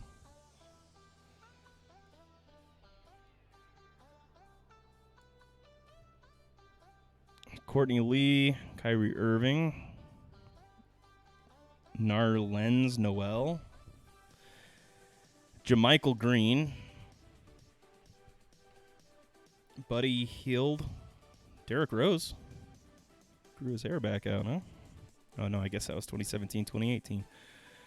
Evan Fournier, Mark Gasol, Paul Millsap, Kemba Walker, Dario Saric, Nikola Mirotic, Julius Randle, Miles Turner, Jeremy Lamb, Chris Middleton, Brandon Ingram, Jaylen Brown. There's a Jeremy Lin. Linsanity. Darren Collison. Derek Favors. Here's a flipped card. Zach Collins. Kind of shiny rookie card. Don't know him, but I'm putting it into a sleeve.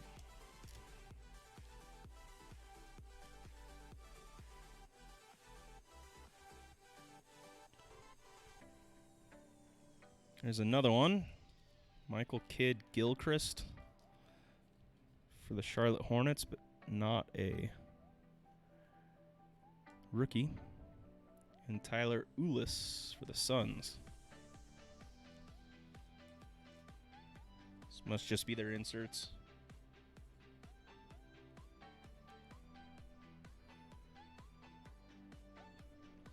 Lonzo Ball. I'm putting that one into a sleeve.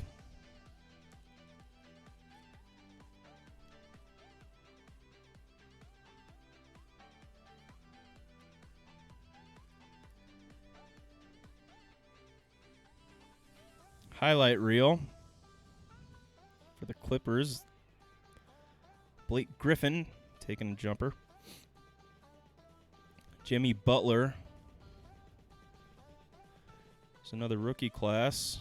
Mark Monk. Malik Monk. There's a Reggie Miller all-time great. And there's some gold-looking ones here. There's Kawhi Leonard. Kevin Durant. There's Thomas Bryant and Justin Patton. Interesting. That gold leaf cover is kind of nice.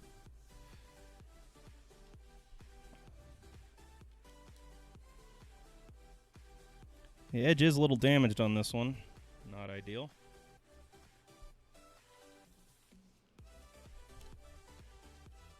David Robinson. It's an all-time great card. It's pretty cool, too.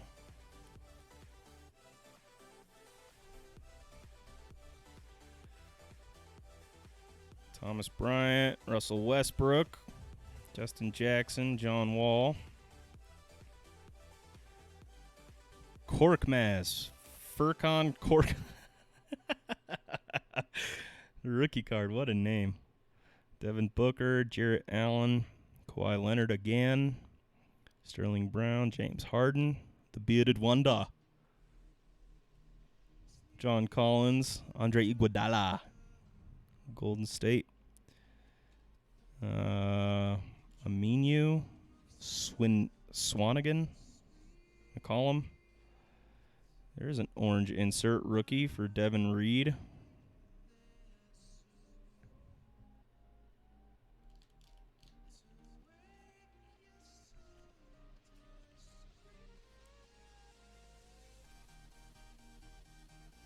Sergey Ibaka,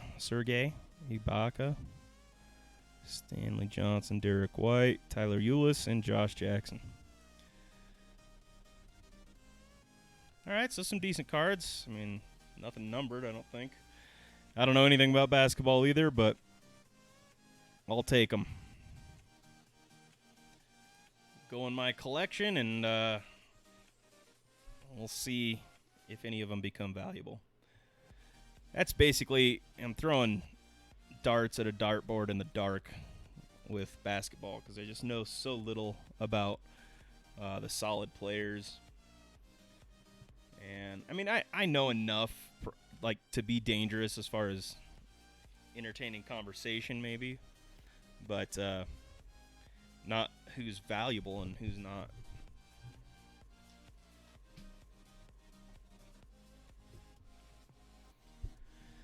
So our PSA submission keeps growing, like I've said multiple times. But this is all Hidden Fates now. So that's growing. Then I have another stack of cards. I am getting a bunch of mystery boxes together, so I'll be sending out mystery tins for Pokemon, and I'll be sending out mystery boxes for baseball and football. And so in our mystery tins, I will be putting in guaranteed hits, GX or better. So here's some of the possibilities that will go in those.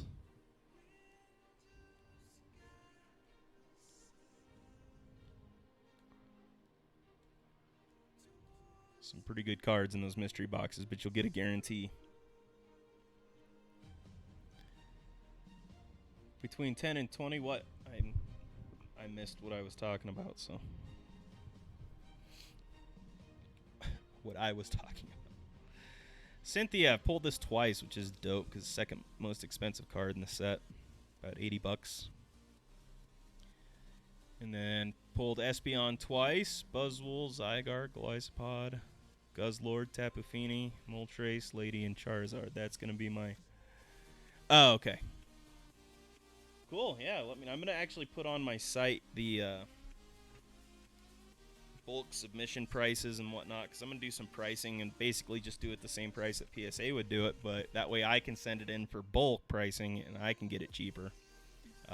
So I can make a little bit doing it that way, but that way I can help people out. And even put bulk pricing on there for people, too. If they give me more than 25 cards, I can drop it to like 15 a card. And then if you give me more than 100, I can drop it to like 10 a card. Or 8 a card. It depends on if they have a deal going or not, but which isn't bad. And I'll put that as a little section on my website so you can just submit cards to me and I'll send them off to PSA and send them back to you once they come in. For my submissions, I've got over 25 for both my non-auto and auto submissions. So I will be getting bulk pricing on these ones going out.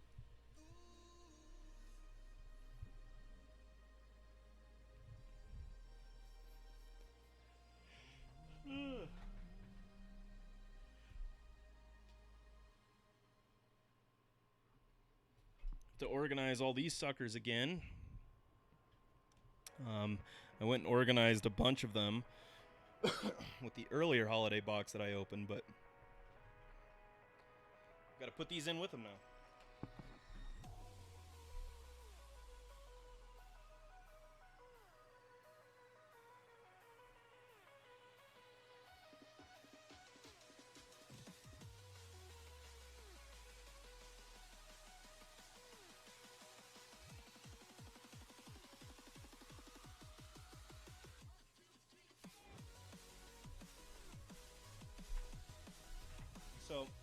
I've gotten into both of these collections before. I'm not sure which one I like better, but I feel like the museum collection is definitely a nicer looking product to me, and seems to have better value too.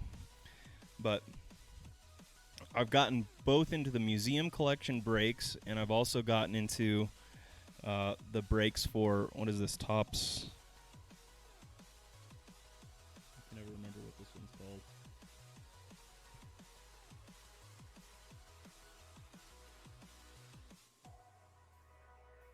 Tribute. Topps Tribute.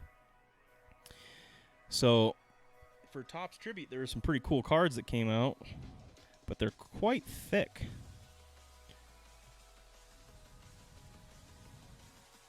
Really thick cards. But I don't know, they look kind of neat. The museum collection, though, looks sharp to me. So they're thicker also. And then I think that the silver is the base, and then the step up from that is whatever this brownish orange color is. And then there's some more, I think purple and green as well.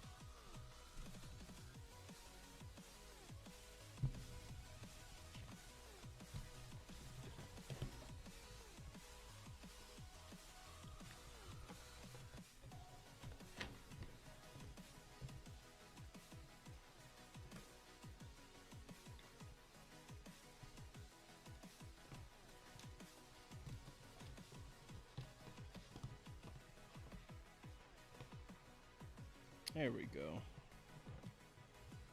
So there's the green color.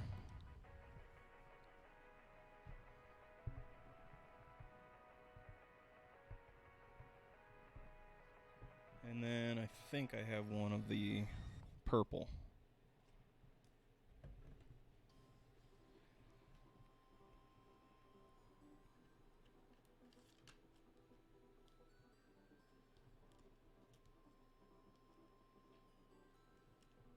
Boy, everybody this year is hoping that Cedric Mullins turns out to be a huge star, because I think all of us have pulled tons and tons of his cards. It seemed like Cedric Mullins was just overly popular this year. So I don't think these ones are numbered, but these ones are to 150. The green is to 150. Or is it blue? It's like a bluish. I can't really see. And then the purple is to 99. So I don't know what it gets beyond that, but those are the best I've pulled from that series, except for the autos that I pulled. I still think it's a cool set, though. I like it a lot. But it would be expensive to get this whole set. One box of museum, hobby box of museum costs, what, $200? Maybe $250. And you're getting, I can't remember, 4 packs, I believe. And you only get like 4 or 5 cards per pack. So it's a pretty subpar situation. A lot of money you'd have to spend to get this whole set. There's a Deion Sanders, though. That's kind of cool.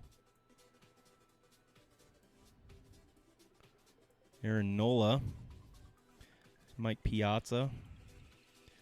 Hey, there's an Acuna. Not a rookie or anything. A Bo Jackson. That's sweet. Freddie Freeman. Another Aaron Nola. May have to put that one for sale. Jose Altuve. Roberto Clemente. Very sweet. Josh Donaldson. Big hitter. Oh, Ozzie Smith. Nice. J.D. Martinez. Walker Buehler. Justin Verlander. Clayton Kershaw. A couple of those. Another Ozzie Smith. Andrew McCutchen. Reese Hoskins. JT Realmuto. There's a Bryce Harper. Another Reese. Another Realmuto. And Miggy. So they're big names, and I think that might be why I like it, but it's a good set. Let me go through, Parker, and do a little recap for you so you can see what we got.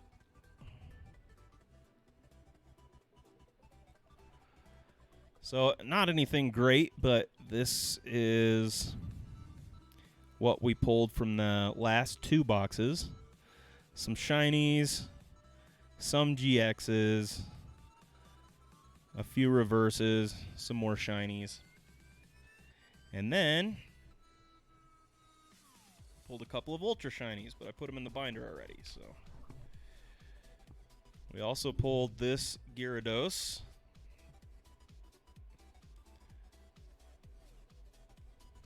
Down here. And let's see our ultra shinies. There they are.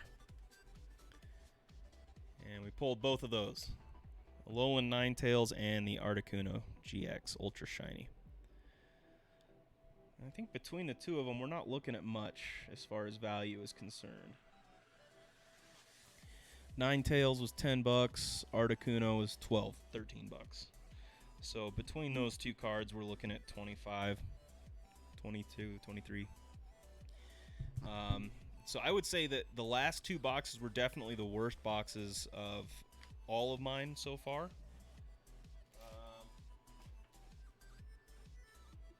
So we'll see. The next boxes can only be better. Those ones were bad. Yeah, and then we were just going over museum collection versus Topps Tribute. Which one is better? Which one do you like more? I'm a Topps Tribute fan. I just think this is a nice looking collection. It's sharp. I like it a lot. But Topps Tribute's pretty neat. A lot thicker. The cards on Topps Tribute are a lot thicker. Even though they're both thick sets.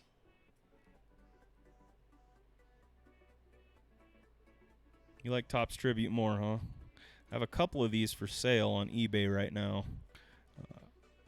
And then I think I have a few more. In fact, Parker, you have a card that I know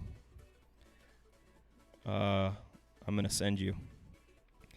I've got Paul Goldschmidt, Red Schoendice, and Roger Maris. Plus, I think I've got another one for you as well that you're going to like.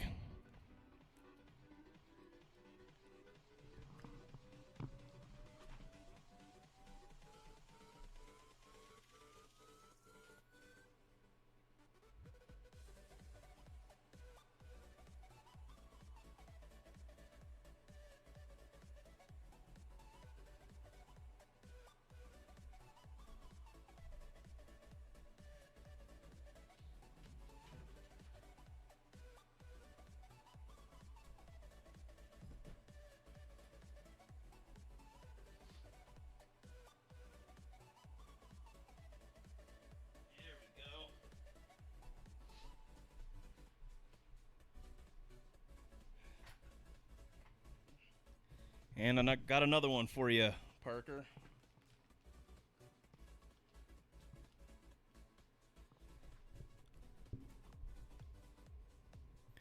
It's a little Big Mac for tribute. I'll send you those for your PC if you are interested.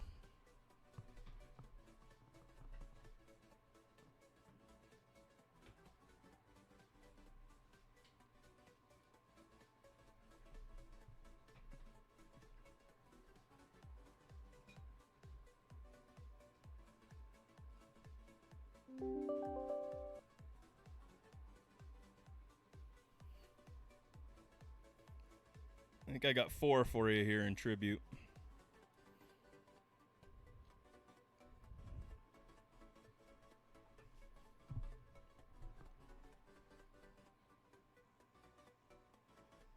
Cool, man. I'll drop them in the mail for you.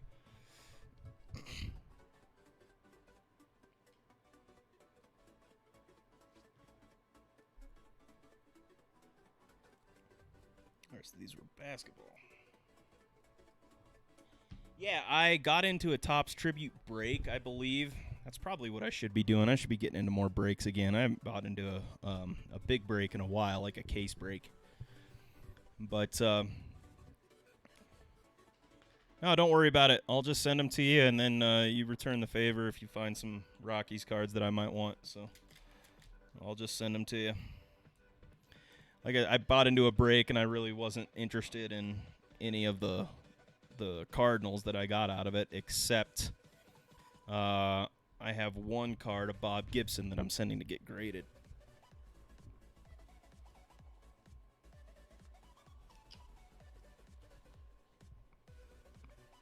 I think.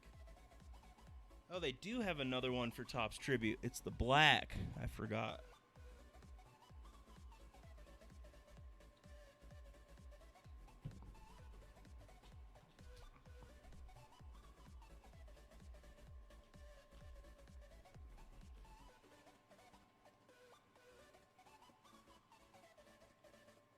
Maybe I'm not sending that Bob Gibson in. Where do I have it then?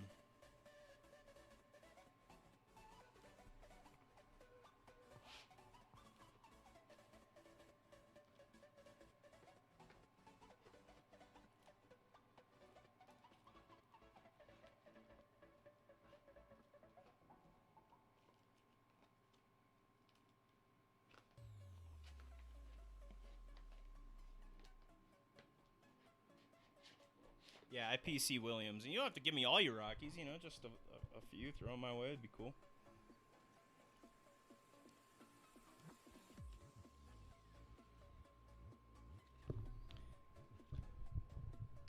Man, I have no clue where that went. Oh, there it is. Yeah, so there's the Bob Gibson. I'm sending that one in to get graded. And that came from Tribute also. So Tribute, I had a pretty good pull for the Cardinals. I like Bob Gibson, but of all of them, I'm keeping this one and getting it graded, and the rest, yeah, I'll send over to you.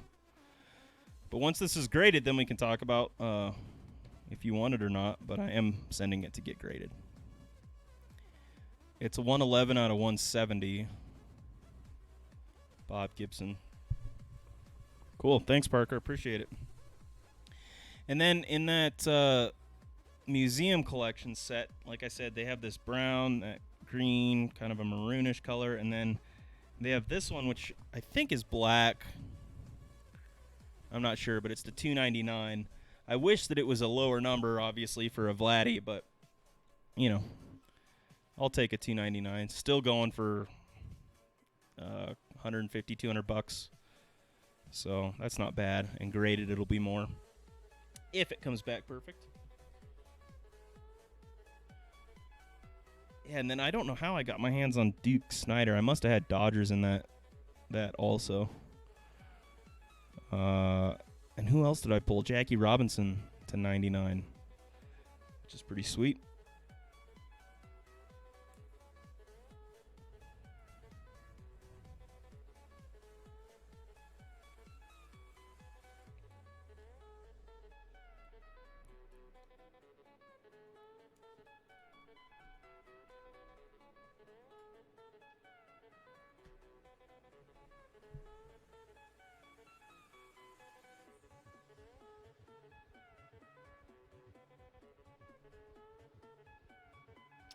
I have to mail some stuff out from the openings we did. Oh, there it is.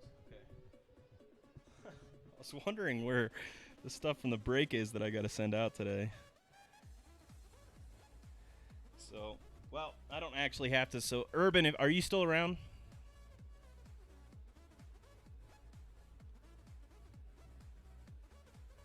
Yeah, they're nice looking cards.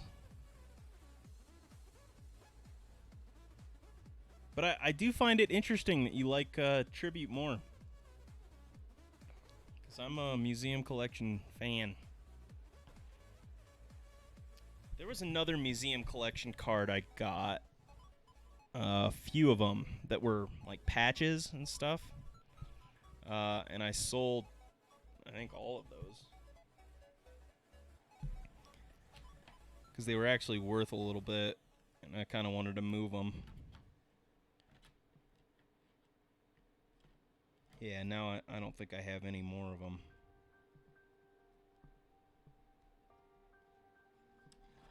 The patches or the autos.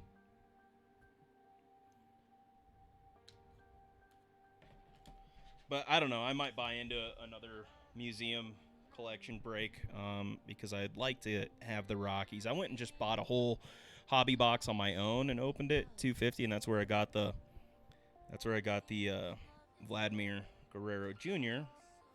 Once again, it's just not really worth the money. You know, $250. The Vladdy G out of there is 150, maybe 180. Graded could be 250, but luckily I got the Masahiro Tanaka autograph out of there, and that sold for about $80. So that helped supplement that box a lot. But still, between the two, Vladdy and Masahiro Tanaka, I'll barely break even on the museum collection box. So I had to have a few other cards like these that can help supplement the cost there even further, and maybe I'll make a little on it. But these cards just don't go for much, you know? Still $1, $2 a card, maybe, which isn't bad, but for museum collection, holy cow. Just too much money. Way too much money. I really like the set, but it's just too expensive. I think Tribute's cheaper, isn't it? That's probably why people like Tribute more. Yeah, Tribute does look nice, too. I like them both.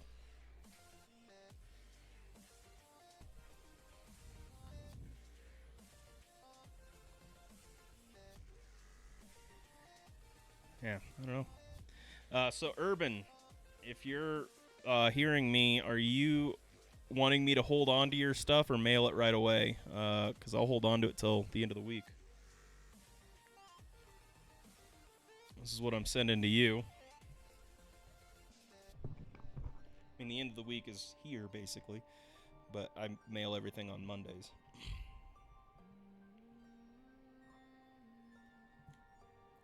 We'll go through what Urban pulled yesterday.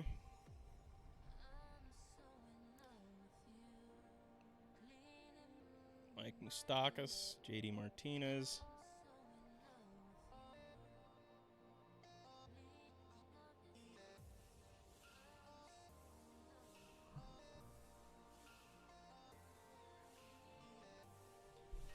What's a Tom Stoves? All right, guys, I have to run out to my backyard and chase off the deer. They're eating all my plants. Tomatoes is what she meant.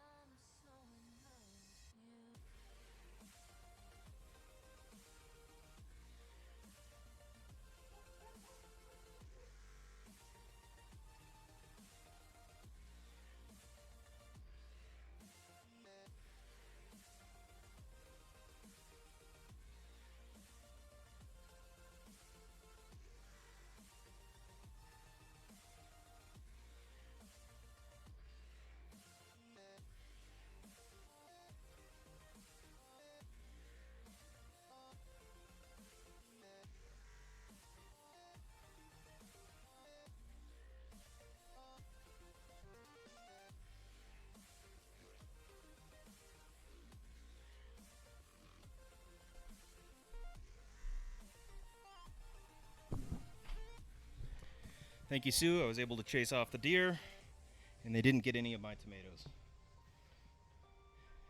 But the season is so close to coming to an end. I got into gardening this year, and I grew zucchinis, um, tomatoes, corn, chives, basil, cucumbers, peppers, jalapenos, and serranos. So it's starting to get cold here at night, like to the freezing point. It's down to 31 last night. So I'm bringing plants in, but the tomato plants I can't, so I'm just hoping that they don't freeze over and get all mealy. I have a bunch of them on there that still need to ripen up, so it's hot during the days, just super cold at night. And this is that time where you're crossing your fingers, coming harvest time. But I've been eating zucchini like crazy. It's awesome. Really my first year of getting vegetables, doing any kind of gardening like this. And the corn's interesting. So corn grows in big bunches. And I know I'm talking about gardening on a baseball show or whatever, but corn grows in these big bunches. You have to basically plant them within a few inches of each other and self-pollinates. So at the very top of a corn stalk, it'll grow up and it'll tee like this.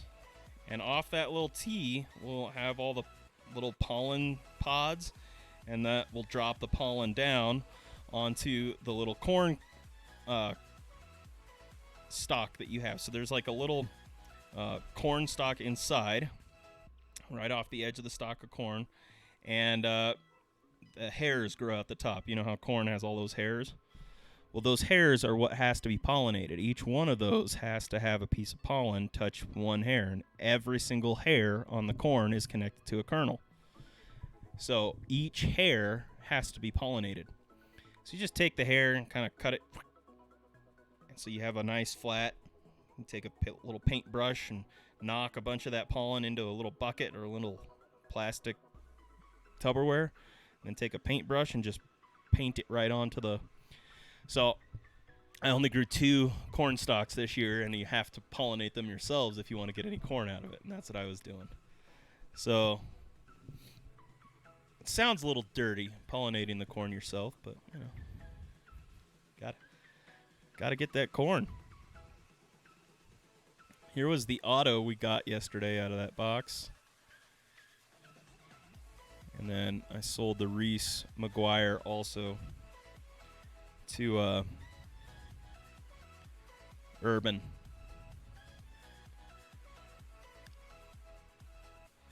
So this'll Urban, I'll send this off probably on Monday if you're okay with that, if he's still listening. You got to self-pollinate a lot of stuff. Like, I'm growing wild strawberries in my house also, and you got to self-pollinate those as well. They're not super difficult, but they're much easier to pollinate than corn is. That's a tough plant to get out.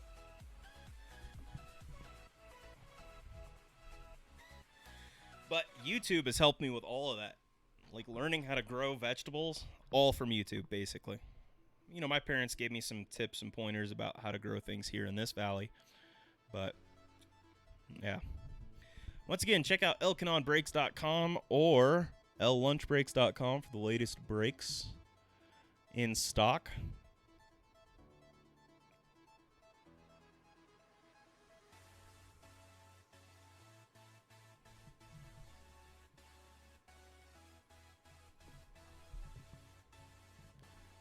It's a pretty good deal for $15.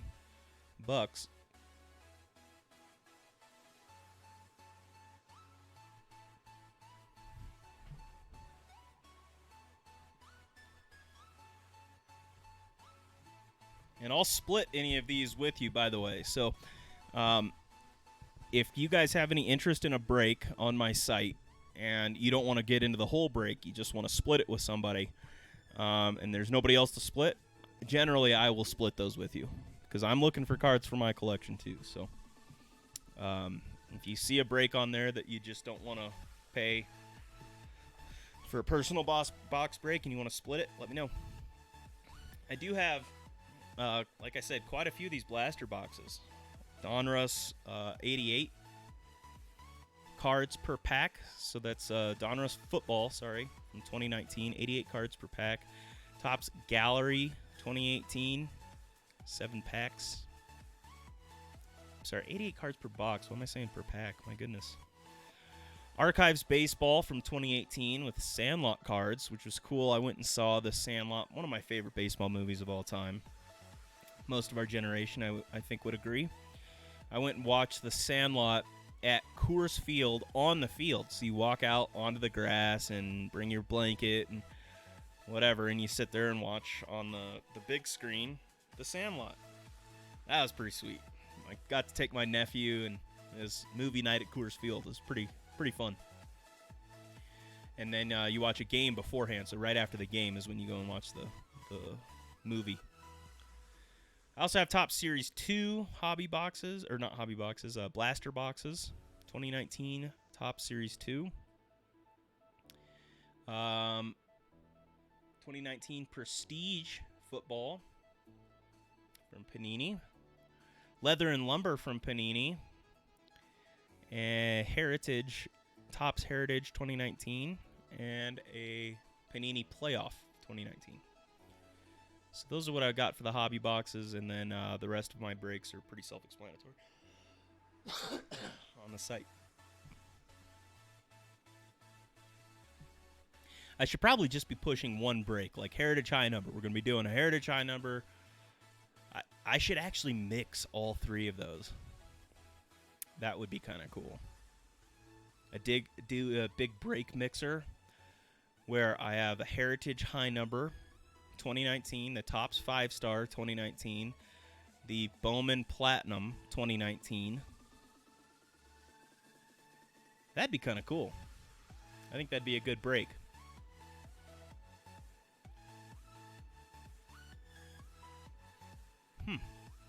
Wonder what else we could throw in there.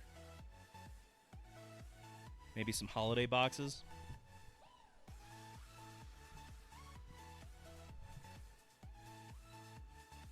It's probably what I'll have to do. Probably be holiday boxes.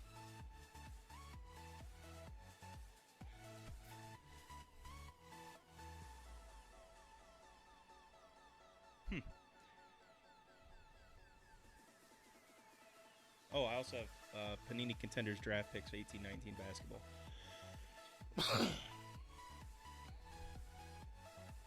All right, I'm going to start putting that break together. I think that's a good idea.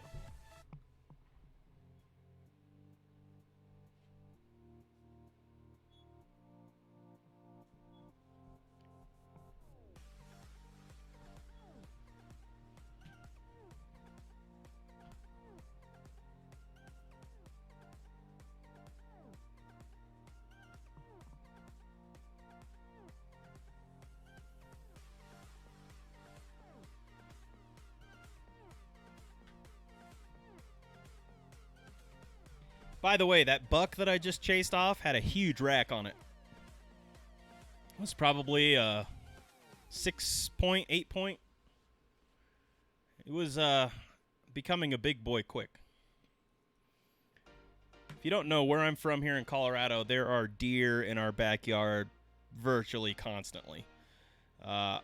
We'll wake up. My parents' backyard used to have 30 head of deer, 35 head before they would put the fence up. Now, we're not allowed to have fences in my neighborhood, so we just do it or put the fences up, and the city doesn't do anything about it. But the deer can jump over the fences, most of them. So the biggest issue that we have is trying to get your fence high enough so that the deer won't be tempted to jump over it. Well, there's one part of my fence that's just chain link and pretty low, and so the deer will get over that part of the fence. And my dog doesn't know they're out there. They'll eat away. And they eat everything here. They chomp it all down. They won't let us hunt the deer. They won't let us bow hunt them. So we've got a massive deer problem. Cars are hitting deer all the time here. It's crazy. But our city council doesn't want to do anything about it. Or doesn't know what to do about it, I guess. Which makes sense. I mean, what do? You let us hunt them. That's what you do.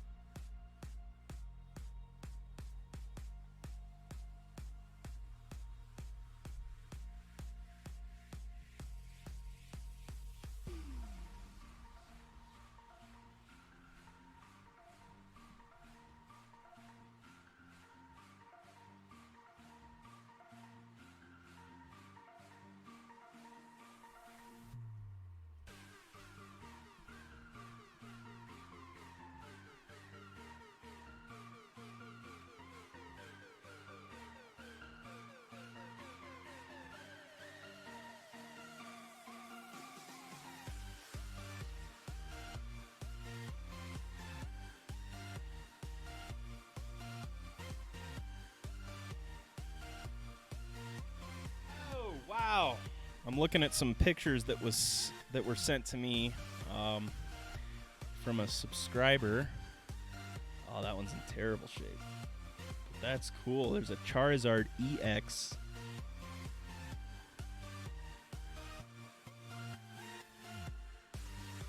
Ooh, Incineroar. SM38, so it's promo. Alright, let me see if I can show these if you guys want to.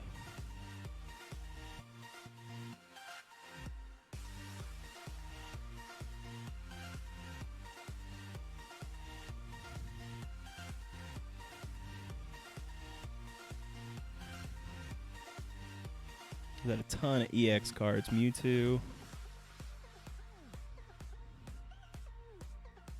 There's another Charizard EX. Check that out. Mega Charizard. It's in good shape, too, it looks like. Very nice. Pidgeot. See how these EXs, they had like all the Japanese words, and they looked a lot different. I didn't like them. That Charizard EX is sweet right there, though. That thing is awesome.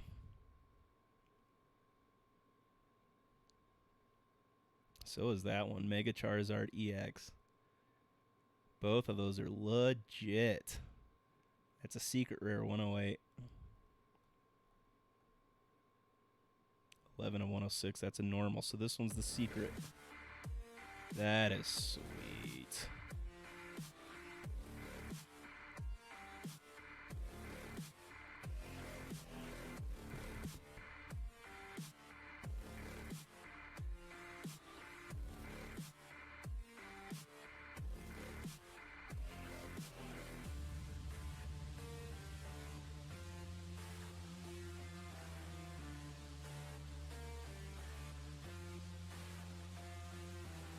Ooh-wee.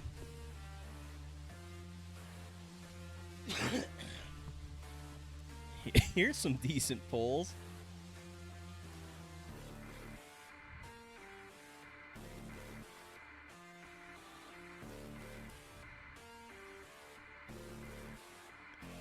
So, this comes from Gregory C. He pulled, looks like an absolute absolute baseball Vladimir Guerrero Jr. 3-piece memorabilia. Game used patches, I'm guessing. Ryan Baruki for Toronto. Auto, rated rookie. And it's got an orange border, so I don't know what that's numbered to, but this one's a chrome border on the rated rookie from the Optic Donruss. Vladimir Guerrero Jr. autograph. Very nice. That is a sweet-looking card right there. And it looks like an on-card autograph, not a sticker, which would be even better. Legit pulls, my friend. Legit pulls. I know Greg's not here, but I wanted to show those off. Those are pretty legit-ski.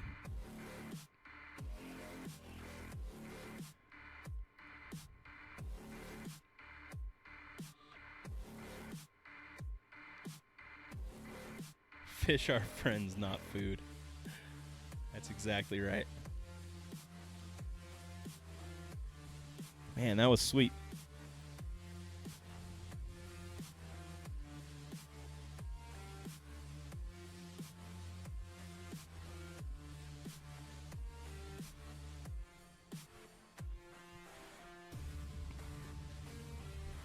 I'm working on this StreamYards right now.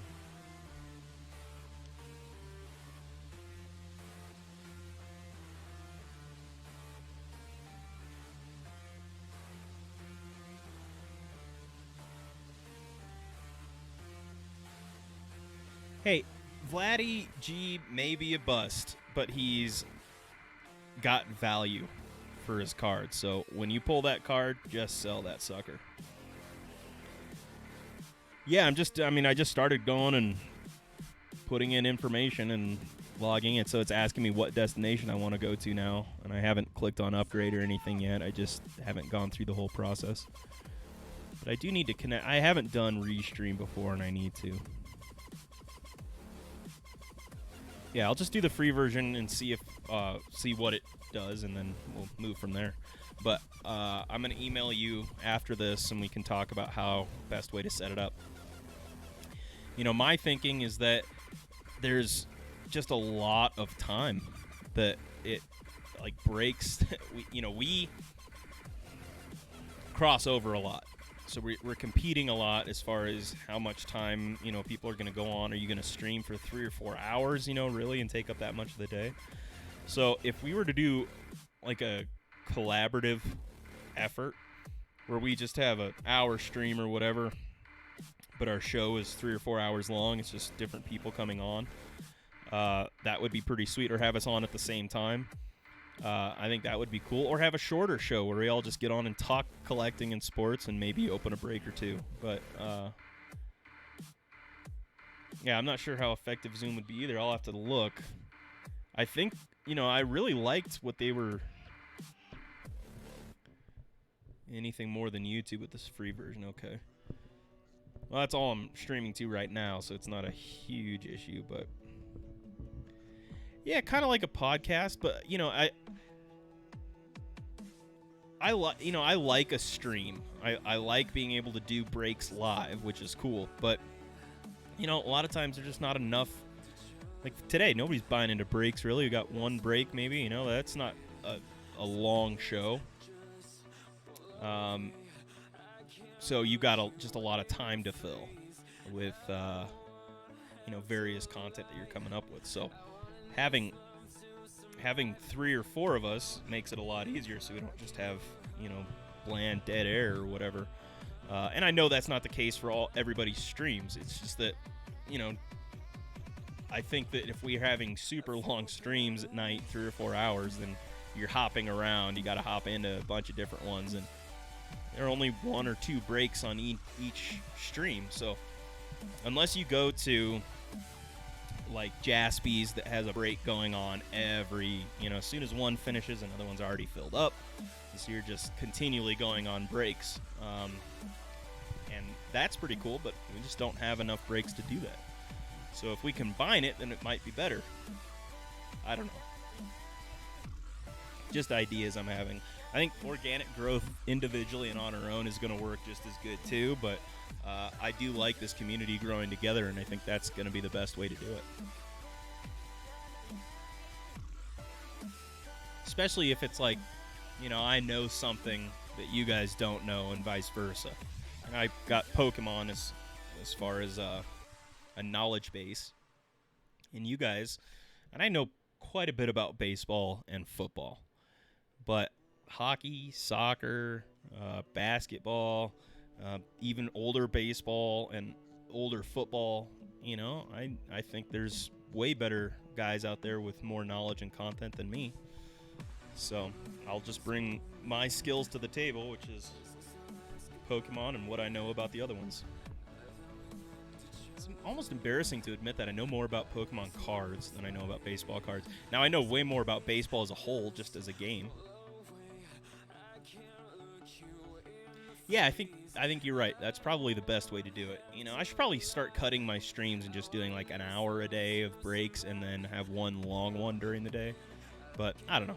We'll see. I did cut them down to 3 hours, so I'm not doing the full 4 hour anymore because I noticed the last hour was just ugh.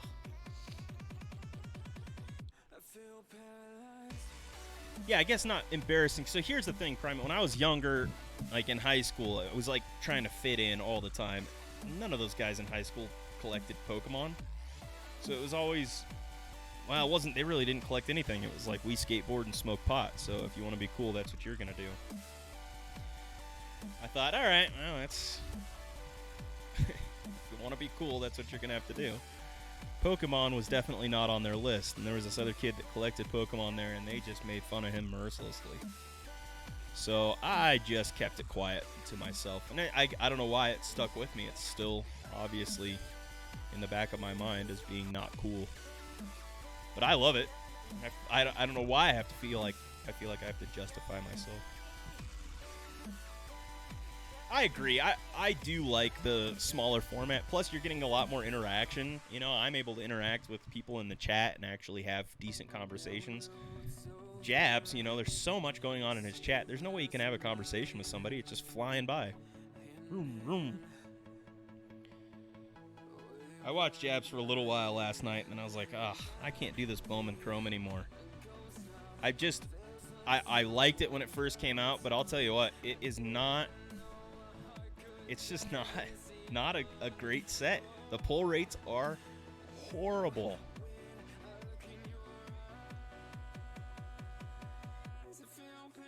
Really? That's a great idea, yeah.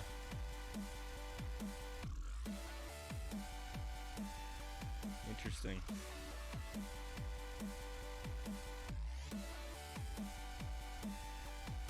I always kind of felt that way too. I felt a little bit like the outcast. Not in my family so much.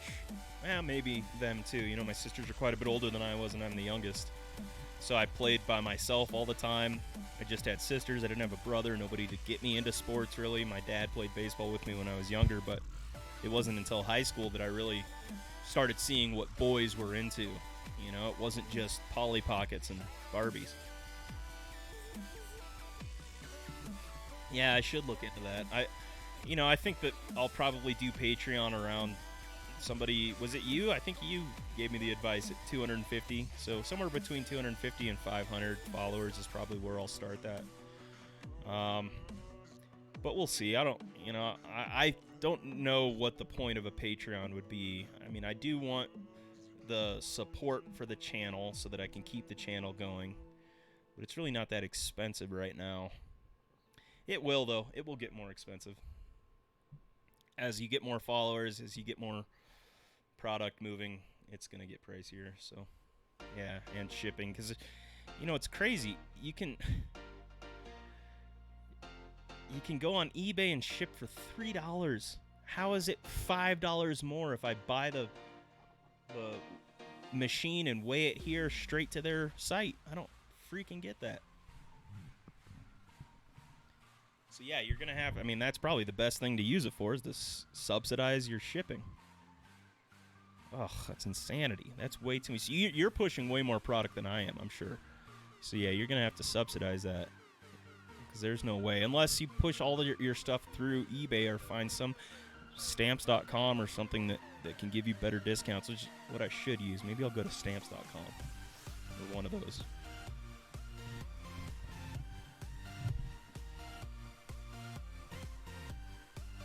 I went and bought that scale because I thought, all right, if I can get the scale and go straight to USPS for my scale, they should be able to get some discounts. No, they don't do that.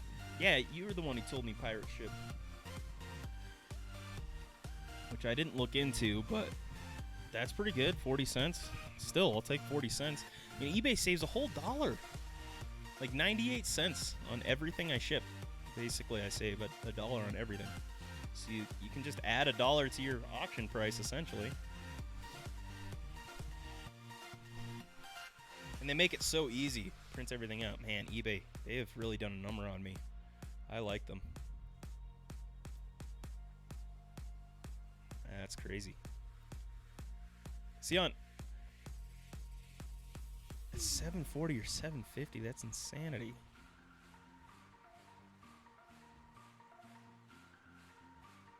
Yeah, I make them pay for it in eBay auctions too. And eBay, you know,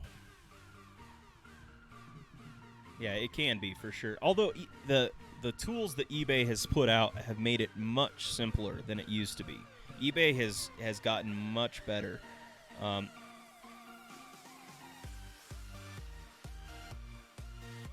Wow, you haven't gotten the $3 shipping on there yet? Really? That's why I use eBay all the time, because it's $3 shipping. It's insane. So now that's, when I say $3 shipping, that's for one card, you know, a PSA 10 card.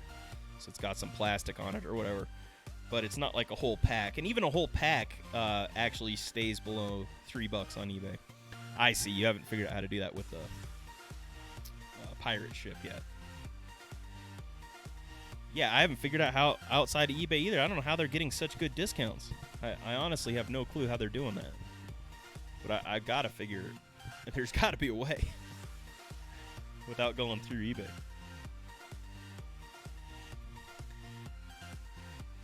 The other thing is, even though eBay is $3 shipping, they are taking a percentage cut on your sale. So you have to factor that in as well.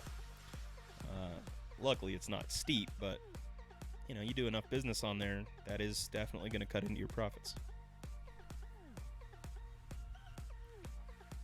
And they have listing fees too. Most of the time, though, you can get on there and get a deal where it's free, but $1 listing fee. So even though you're saving some, you are paying a little bit more to put stuff on eBay, and that's why eBay is good for the mid to high dollar value items. I think it's funny when people are like, well, that's not a card that you would auction off on eBay. You got to do that in an auction house. Wait a second. Wait a second here. Why would I want to take my potential audience from several million people down to a room full of people? Not so sure about that one. If you can show me an auction house, an actual auction house that does more volume or does better than eBay does, all right. But you're not going to get as many eyes on it in an auction house. You're not going to get the reach that you would have, the marketing capabilities, just everything. Now, having said that, I do think it would be cool to actually go to an auction. I've never actually been in an auction house and actually seen an auction. I think that'd be fun. But as far as selling high dollar cards, I'm not sure if going to an auction house is the way to do it. Could be.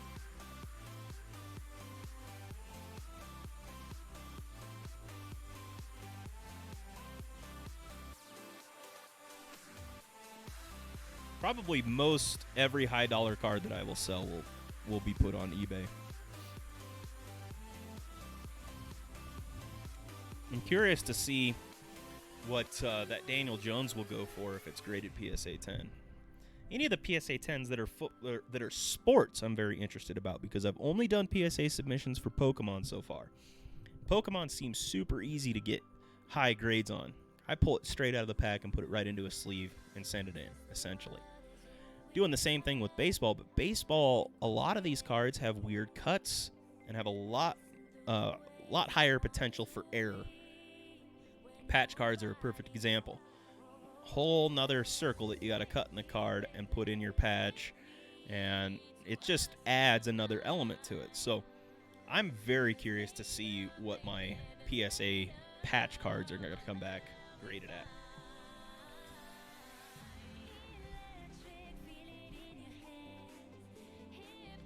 So here's a good example. This Noah Fant. There's so many variables in this one. So I have to get the autograph authenticated. The patch is 3-color, which is good, but I have this whole cut on it, plus this cut for the... Actually, maybe that's not a cut, but they did put a sticker auto on it. So now I've got a sticker plus a patch and all the cutting and writing. I mean, it just can be a very difficult grade, I assume. Same here. This is an even thinner patch card. That's got 3 on it. So 3 separate places that they cut. And see, this one even has like a little ding on it. So maybe this won't get sent in.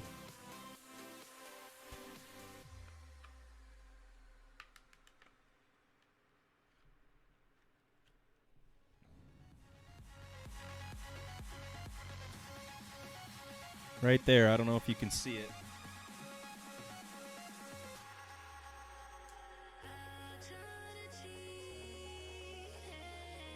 Right there is like a little blip in the card. So if you send it to PSA, you can give them like the option of putting qualifiers on your grading, which for BCG would be the point whatever, 8.5. 9.5. You can do the same thing with PSA if you want. No qualifiers, which is, or add qualifiers, which is what I have done with all of these cards. So this first submission will go to PSA, and we'll see what they come back like. And the second submission I might do to BCG, but I don't have an account with BCG. I've never sent any cards to them. So I'm interested to see what they come back like. I will say this, my research has led me to believe that PSA cards will hold their value longer over BCG.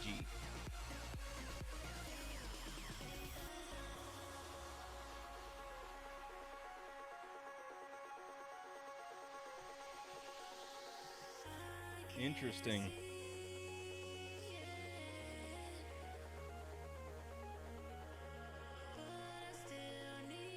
So then they just lay the top part of the card with the cutouts already on top, like right over the patch or the materials.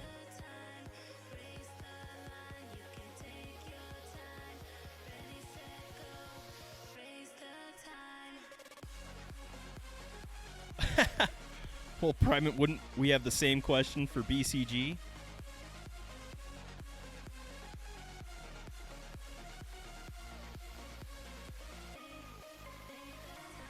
PSA cards may become worthless at some point, but I highly doubt it. I'll put money on that one.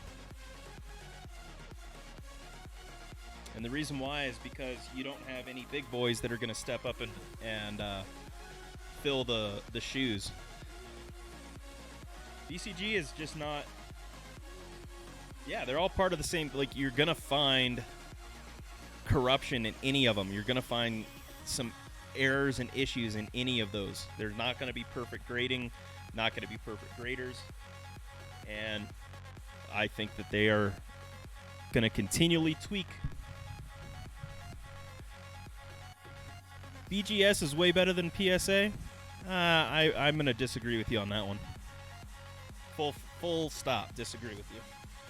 As much as I like BGS and what they've done, you know, they do good grading. They have good cards that are good casing, but they're not holding their value like PSA is. They just aren't. They're dropping off in value significantly compared to PSA cards. I do think BGS looks nicer. Is it BGS or BGC or whatever? Auto relic grading, is that what's better for BGS? Yeah. I've just seen over, multiple different forums that I've gone on to that people are like, PSA is the way to go.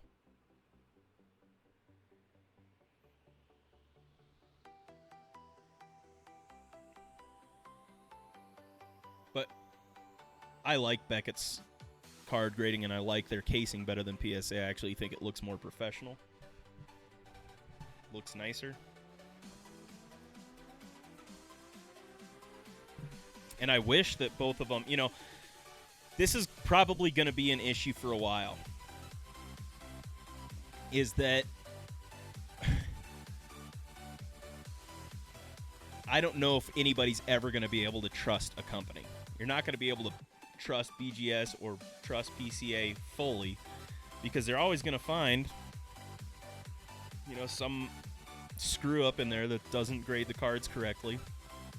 But I do like that both companies are continuing to put in checks and balances to stop this kind of stuff from happening. So PSA, I think, now requires 3 graders to go over your card instead of just 1. It used to be just 1. And so now you have 3 graders that go over. So, how's it going, hobby? Baseball cards. We're talking about all sorts of cards today. Baseball, Pokemon. But we've been discussing the differences between PSA and BGS as far as grading services and which one you would want to go through. So the consensus kind of seems to be that graded with autographs or dual grading is better to go through BGS. But I'm trying PSA's dual grade for the first time, and we'll see what happens. I'm interested. So these are all going to be the PSA submission ones. So let me see here. I have quite a few on-card autos, and then the rest, I think, are patch cards. So these I'm curious to see how PSA will grade and send back. Now, as far as my Daniel Jones card, what do you think? I should be sending that one to Beckett?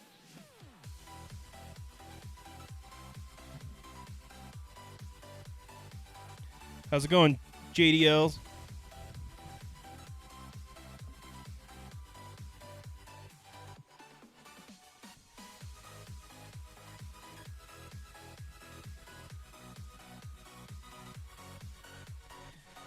Yeah, so the Daniel Jones has me concerned then. Because if I send it to PSA and BGS is a better one to send it to, then maybe I need to get a BGS account and start sending these cards to BGS.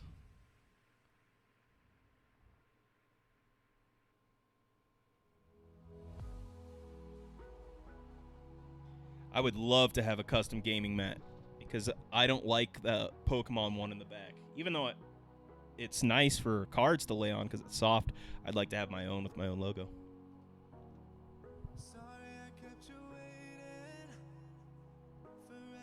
Inked Gaming. Sweet. Oh, yeah, look at that. Playmats. Beautiful.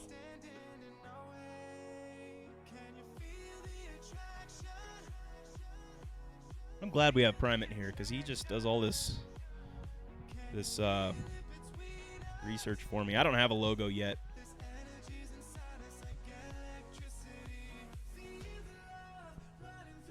That's a good idea. Go in and just have it graded. Walk in and have it graded at a card show. That's a good idea.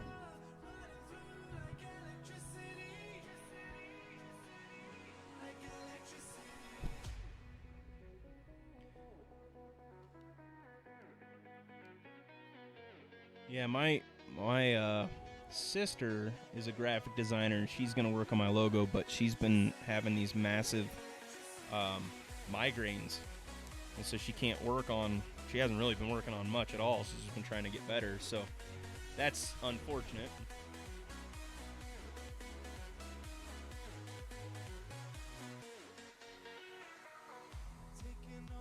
But once she gets her headaches under control, she's going to have me a pretty sweet logo. We've discussed what I want to do with it, but I really like Patreon Pirates card. That thing looks cool. That's inspired me a little bit, so I think I'm going to...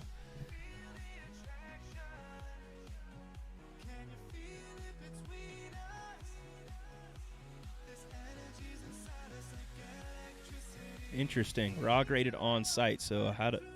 Oh, you mean at like a card show, yeah. I think you have to pay quite a bit at a card show, don't you, generally, if you walk up? I see. So they'll look at it, and then if they say it's going to be grading well, they'll ask if you want to slab it up and go further. Interesting. Do like a more detailed grading. Yeah, the time sync is not great, but... Just being able to walk up, because I think PSA does that too. I think you can walk in, you pay more initially, but you get it done right away. Yeah. Yeah. The time is, man, ridiculous. 45 days sometimes on a card can be absolutely ridiculous.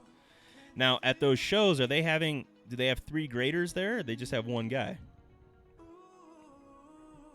I've never been to a card show.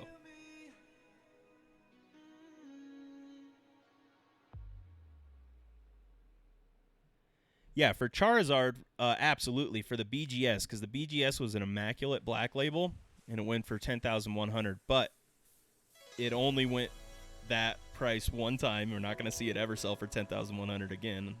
Not in the near future.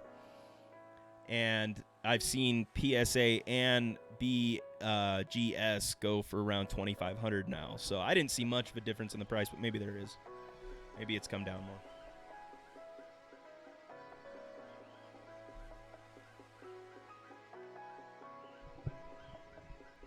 Interesting. Okay. Wow. So will they? Oh, at a regular BGS 10, nice. That's very nice.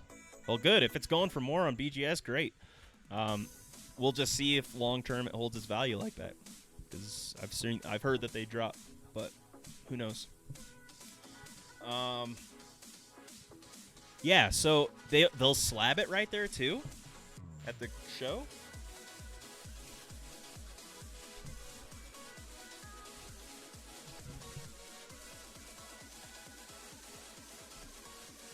I'll get into that.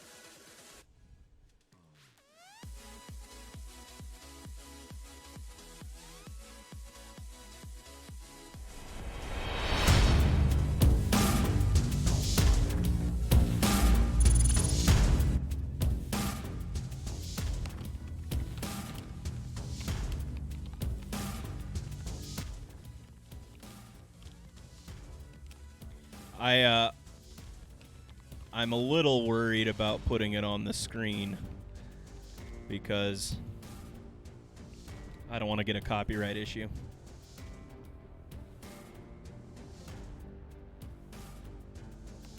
Of course.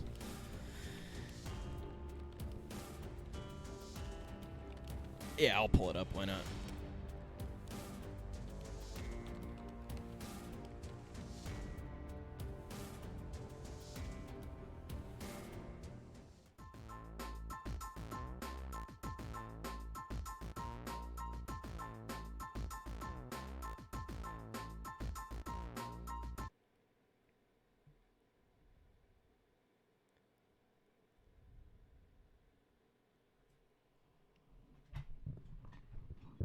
Oh, I'm still live, baby.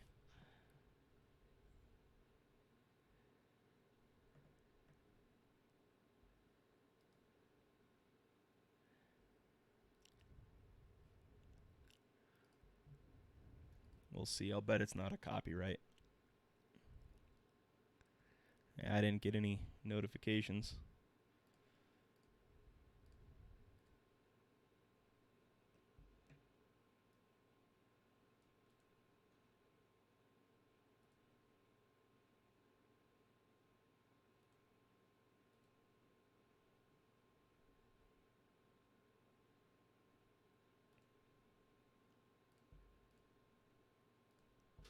I don't know why it won't let me show this thing.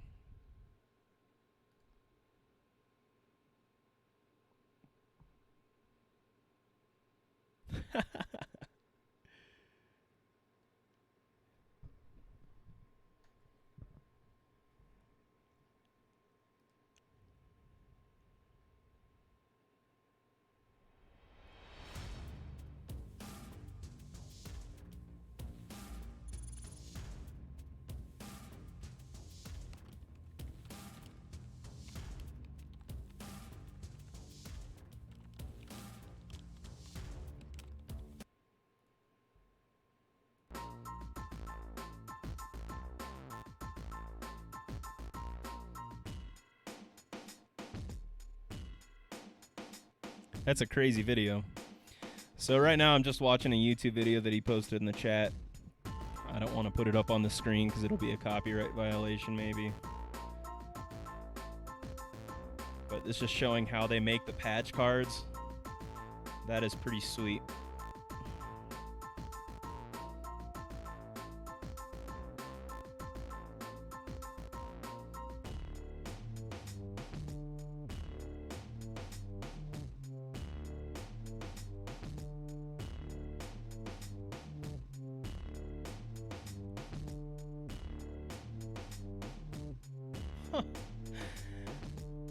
Wow. It's a little weird to me that I don't know. We're so obsessed. We want to wear other people's stuff.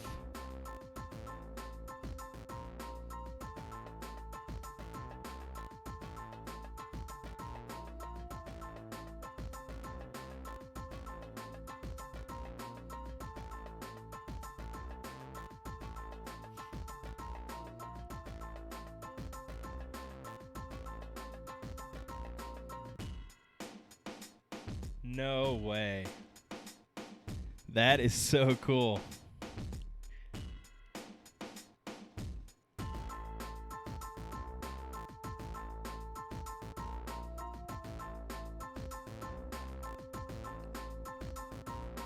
Wow, it's a pretty sweet process. You ever watch that show, How It's Made? That's like what this is.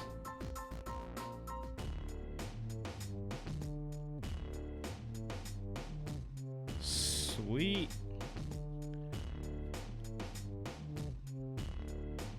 Boy, if you could get all 5 of those Immaculate Collection Brady's, that'd be sweet.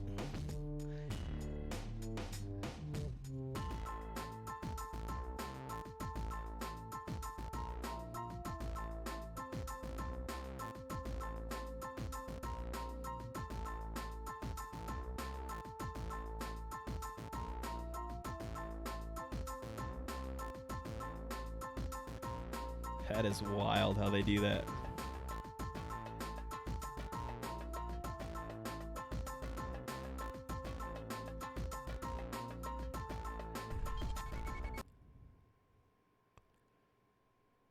I thought that was pretty cool, though. That is a sweet process.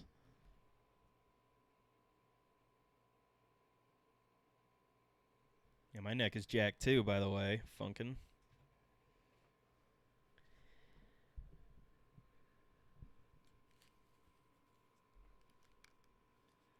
How much were those Brady cards going for? Yeah, that would be cool. If you can collect all 5 of those, that'd be sweet. Yeah, man, that I'm gonna have to go look into that more because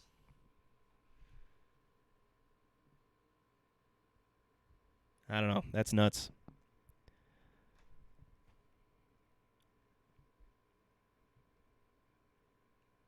Sorry, I'm catching up on the chat because it was backed up there.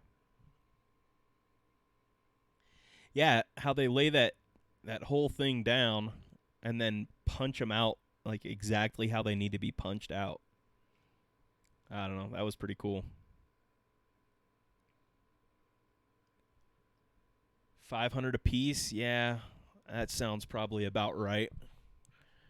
For especially for a Brady, those were all autoed too. So, but to get all 5 BRADY, that would be pretty cool. Yeah. All right, so it looks like we're coming to the end of our show today. We've done 3 hours and got some pretty decent information, some nice polls, even though they were bad polls for Pokemon. But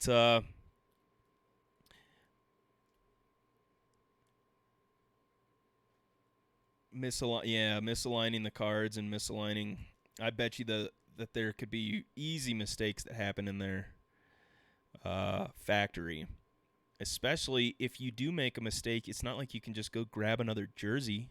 You just screwed up the jersey. So you're going to have to, well, maybe you can. I mean, there's plenty of jerseys, I'm sure. But, yeah, you'd have to do everything pretty much without error. Anyways, all right, so, I think that's going to end it for me today. And I will be jumping on maybe later tonight if the Elite Trainer boxes come in, but I think I'll probably wait till tomorrow with those. I got 3 more coming in. And then Primate, right after this, I'm going to email you, and then we'll start chatting about how to get this StreamYards up and running. And I'm going to play with the free one a little bit, and then we'll discuss how to go from there. So appreciate you guys showing up today and giving me your support. Love hanging out with you guys throughout the middle of the day. Hopefully this show will start to progress a little bit more, and we can start to branch out into some more topics and some more breaks during the day. Take care, everyone. Appreciate your support, like I said. Later on.